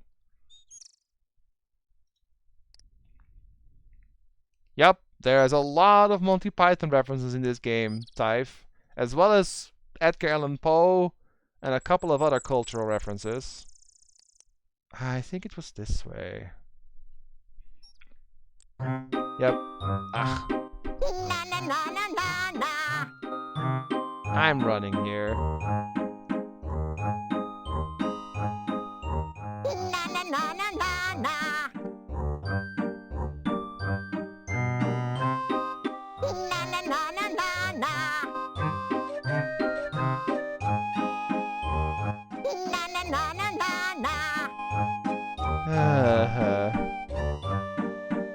Oops! Hi there!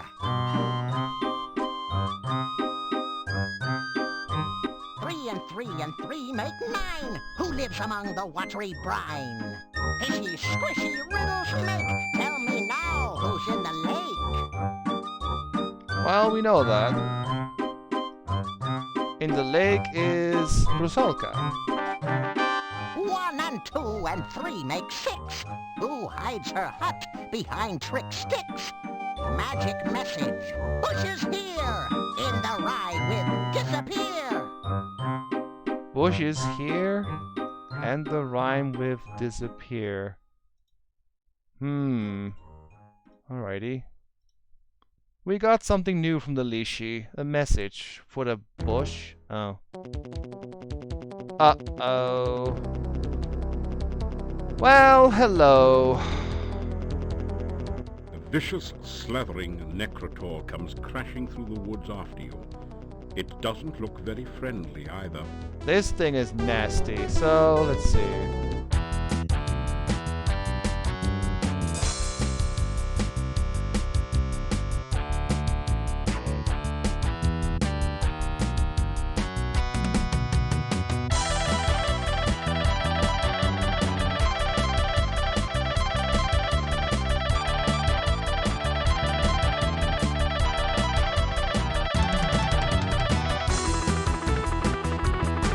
Phew.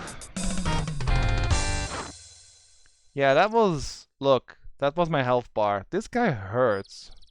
Searching for the fallen beast, you find nothing of value, unless you were planning to start a flea circus. The nasty Necrotor has fallen to your onslaught. Unfortunately, this is a far from endangered species. Yeah, the music is pretty good. That's about the only good thing about this guy, but damn. And we got basically nothing for our efforts, just some weapon use and some strength.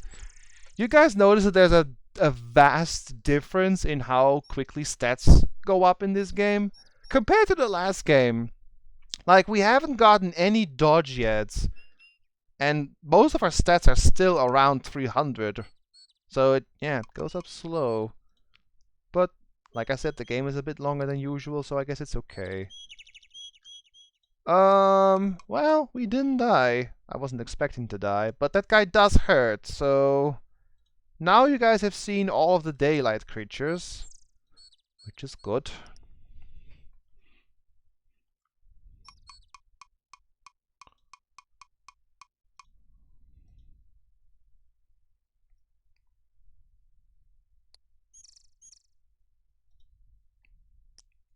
I will not fight during the night yet, but I will try to explore a bit at night at some point. Maybe tomorrow a little bit. I also want to go into the castle tomorrow, because we now know how to get in. Something about colors.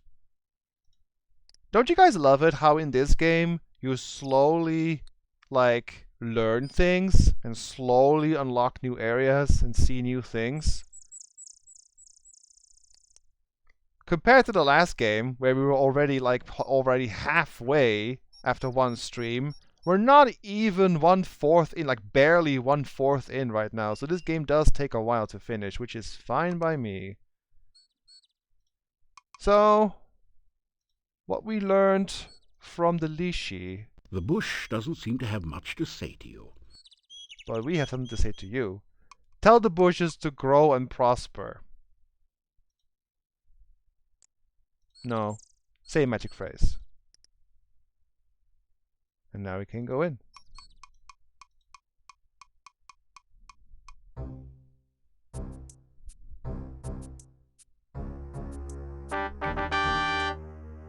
Well, well, well. Skulls line the pathway to a most peculiar chicken-legged hut.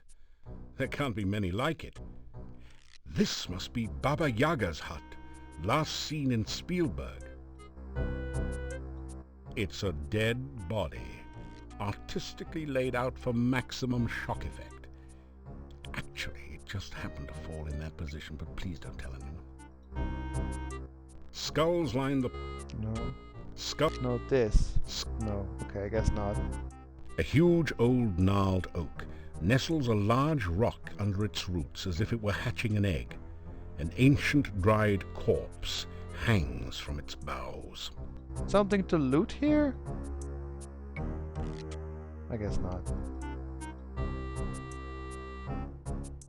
I can just walk normally here now. Go back or face thy doom. Hey, wait a second. Don't I know you from somewhere? Yeah, you're the guy that turned Baba Yaga into a frog. So what are you doing here? Trying out for the part of soup du jour or auditioning for the main course?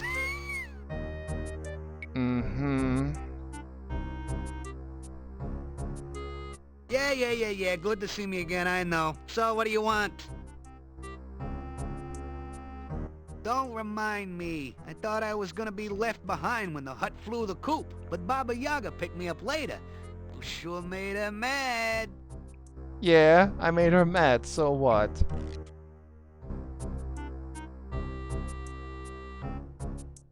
Okay.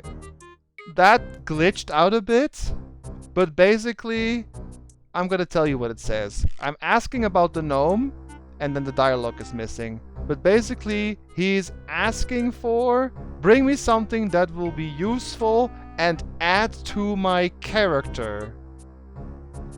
Put it this way, a wristwatch ain't much use without a wrist. And a pair of dancing shoes don't do much when you got no legs. You know what bring me something to keep the sun out of my eyes, maybe. Well, that, yeah. Bring me something to keep the sun out of my eyes. The other skulls are called the Fry Guys, okay. And Big B is what he calls Baba Yaga. Big B! Well, that's another way to say that. What do you have to say, sir? About you? Call me Bonehead. I'm just hanging around like always.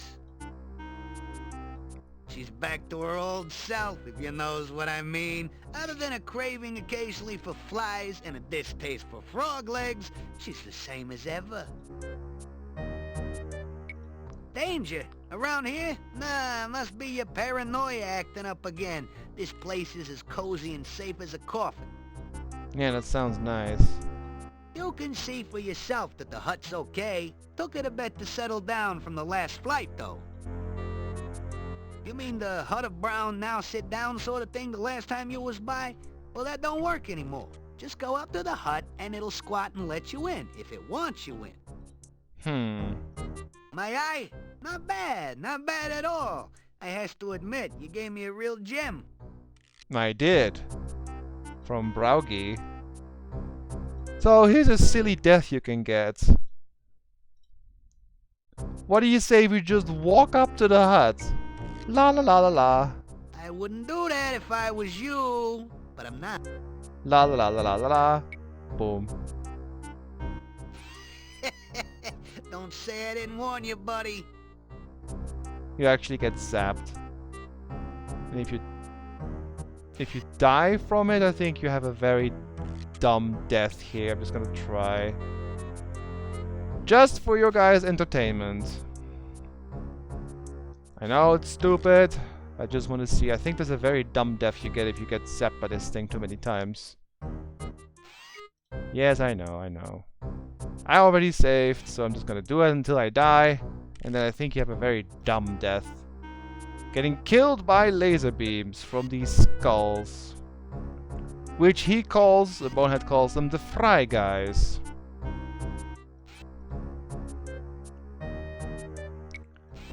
I mean, I know what I have to do in this game, but once in a while I can just show you guys a dumb death, right? Just for the heck of it. I think one more should do it. Or one more? Yeah. Plop.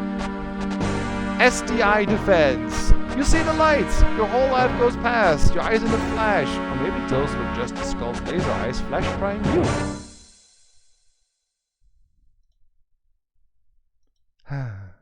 There you go. So, we gotta bring him something to wear on his head. Good to know. Don't come back unless you got a reason to be here. Alright. What's the time? Oh, it's midday. So, we should go see the Rusalka, since it has been a few days. And you know, as time passes, she may have something new to tell me. Like most NPCs in this game.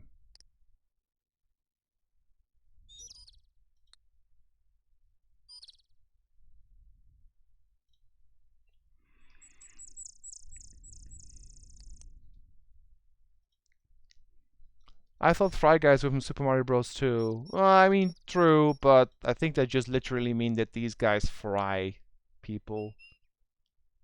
Yeah, it's a great voice. You did a good job, Vader. I guess that does mean, unfortunately, we will not be able to see Baba Yaga this stream. But it's something to look forward to. We will interact with her and see her eventually. Oh, what do we have? A bunny. Dang it. No. Dang. Stupid bunny. Okay. It's barely worth my effort, but, you know, it's better than running away. I would feel silly running away from that thing. Wait. You are somewhere in the northwest corner of the forest.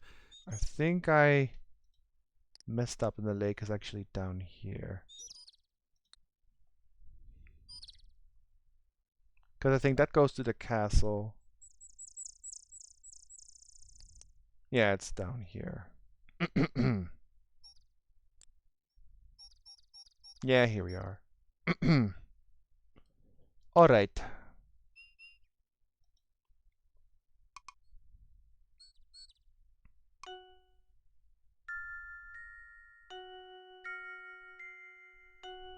Hello again. Hi again.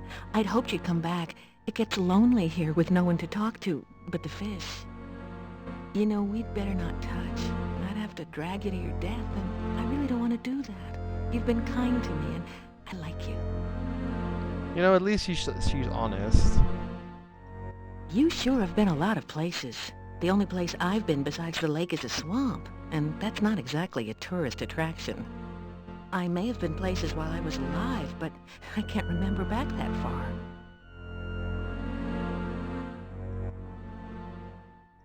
I swim a lot and comb my hair and look for people to drag to their deaths. It's not exactly a busy schedule.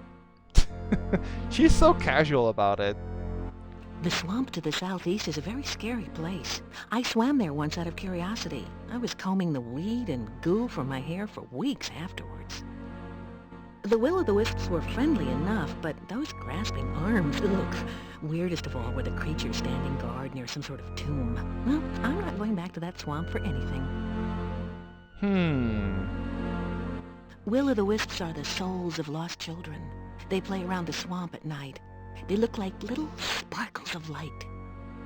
Watch it, though. They love to play hide-and-go-seek in the swamp, and most people who try to follow them there don't return. I call it a tomb, but it was more like some sort of pillar. It felt magical and very, very cold, even to me. I stay as far away from it as I can. Scary. The guards near the tomb were really weird. They looked like they had been human once. Now I don't know what they are. Well, they aren't dead, or undead, as far as I can tell. Just awful. The grasping arms will try to drag anyone into the swamp. Now, they can't get you if you stick to the grassy areas, but I don't recommend you go visiting there. I live, well, maybe not live exactly, but I do reside here. It's a nice lake, but as a recreation area, it leaves something to be desired. The only boats around here are sitting at the bottom. Fishing tends to catch the fishermen. The swimming's pretty good if you don't mind drowning. All in all, it's not an ideal vacation spot. What do you guys think of her, like, sort of deadpan, easy way of going about, oh yeah, I drown people, like, it's fine, you know, it's just part of my job description. No big deal. Mermaid? What do I know of mermaids? I'm a Rusalka. You do realize I'm undead, don't you? I mean, it's not like I have a life here.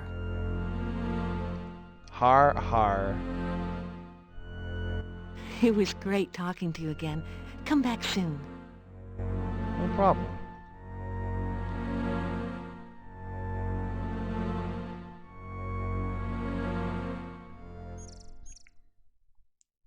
We learned a few things. I wonder if you guys in chat paid attention to what she said, because she actually gave us 2 very useful hints for later in the game. I will quiz you all when we need it. I'm kidding. I just hope some of you pay attention, because there is a lot of dialogue in the game, I know. But there's a lot of stuff that's actually really important.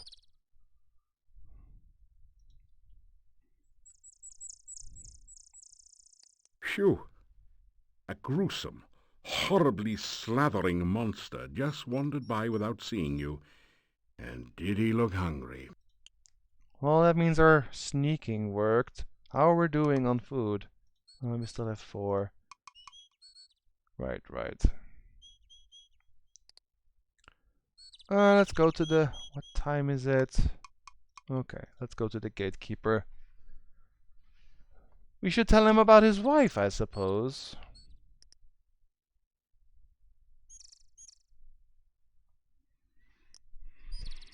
Welcome again to the gates of the Castle Borgov. I hope that you've been enjoying your visit to Moldavia.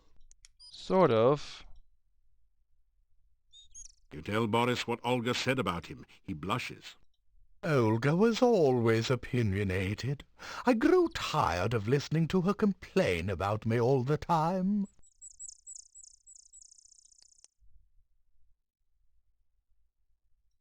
Since the last boyar passed away many years ago, the castle has been uninhabited until recently. Now it is owned by the master, who is also my employer. It is not a bad job. I am paid well and on time. I do not know if anyone at the castle is named Katrina. My house is just inside the gates, and I seldom see anyone from the castle. My wife has been gone for many years now. That's not true. She's in her shop. She also said that you were gone. I am very sorry, but I can only open this gate by the command of the master. The master seldom leaves the castle and has few guests. Alright. Guess we're done then. Good luck, and may your feet move faster than the thing that chases you. Gee, you're a ray of sunshine, aren't you? What do you guys think of the overall atmosphere of the game and also the overall, attitude and personality of most of the characters here? A lot are really gloomy.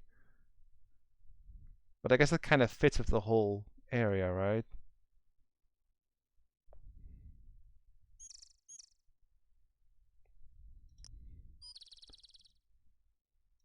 Let's see. How are my stats doing? Oh, I got some more stealth and honor. Intelligence, communicate.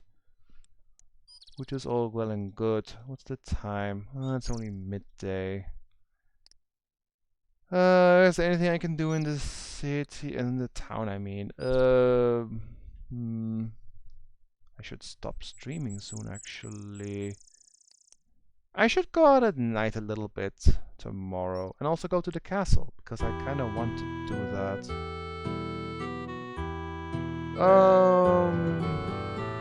I could do a bit more climbing, I guess. Still you remain. Yes, I'm here. Can I talk to you about something else that I haven't talked about yet? Oh yeah, I can actually. Nikolai is an old man and easily confused. His wife has been missing for years now. He cannot face the fact that she is gone. Yeah, 15 years according to Dr. Cranium. Dr. Cranium is an idiot and a madman. If you are wise, you will stay away from him. He doesn't seem too bad. It used to be that the only monsters around here were the occasional wyverns. Now there are many dangerous things in the valley. It is safe only within the town gates. Well, and also Irana's garden, I suppose. Yeah, I'm gonna go do this and then go out at night a little bit.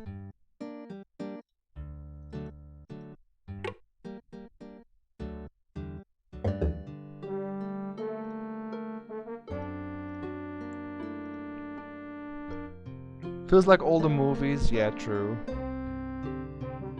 Like a Dracula movie, pretty much. Trying to... Come on. Like the game is taking place in Eastern Europe sort of area / Russia. You know, Rusalka, Leshy, Baba Yaga. It's all Russian folklore. But then there's also vampires and werewolves and gothic castles and stuff. So it's kind of like Transylvania as well too. That was...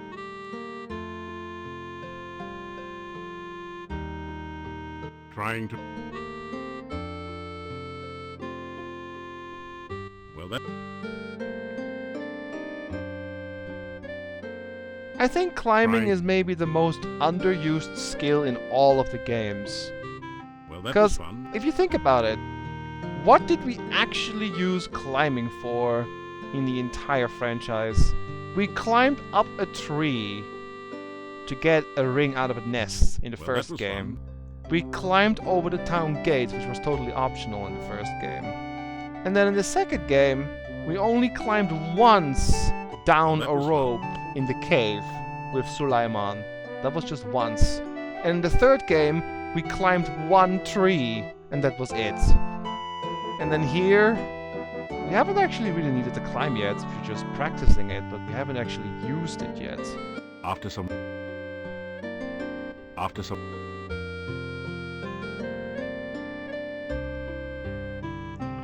No, I guess we also used climbing to get to Henry the Hermit in the first game, so... I don't know, it feels like a bit of a wasted skill, but... I'm still leveling it because it not only gives me climbing, it also gives me a bit of strength. Well, that was fun.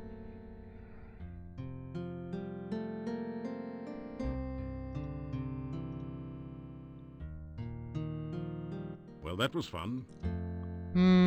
Perhaps, Rydia. I've never played Dragonfire with a thief, though. Only as magic user and paladin. So that'll be a blind run once I get to that, for thief at least. Trying.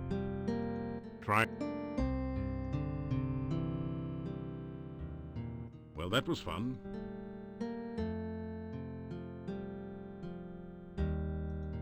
Trying. No, come on. One more climb and then... I think I'll just stop for now, and then tomorrow we'll hop out at night a little bit. Not much, but still some. What's the time? Yeah, it's about time. A little bit of climbing. And some intelligence? Not sure how that went up. How does intelligence go up when you climb? I never really understood how that stat goes up in all the games. I thought it was from just talking to people and solving puzzles, but it seems to go up at random a bit of times too.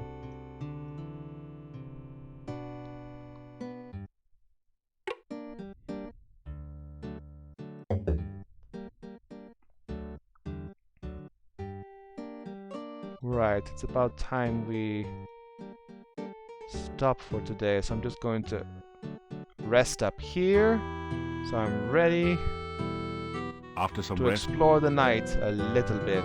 After some rest, One more. After some rest, you feel better. Alright, so I'm going to save here. Thiefy business. And tomorrow we will go explore Mordavia at night a little bit. And then just see what unfolds then. 150 points or so is not bad for just one stream. So, I'm gonna call it a day for here, and I hope you guys had fun. Tomorrow more Quest for Glory 4, Shadows of Darkness. But for now though, I wish you guys all a good night, and I'll see you later for more Quest for Glory 4. Take care everyone, and I'll see you later guys. Bye bye!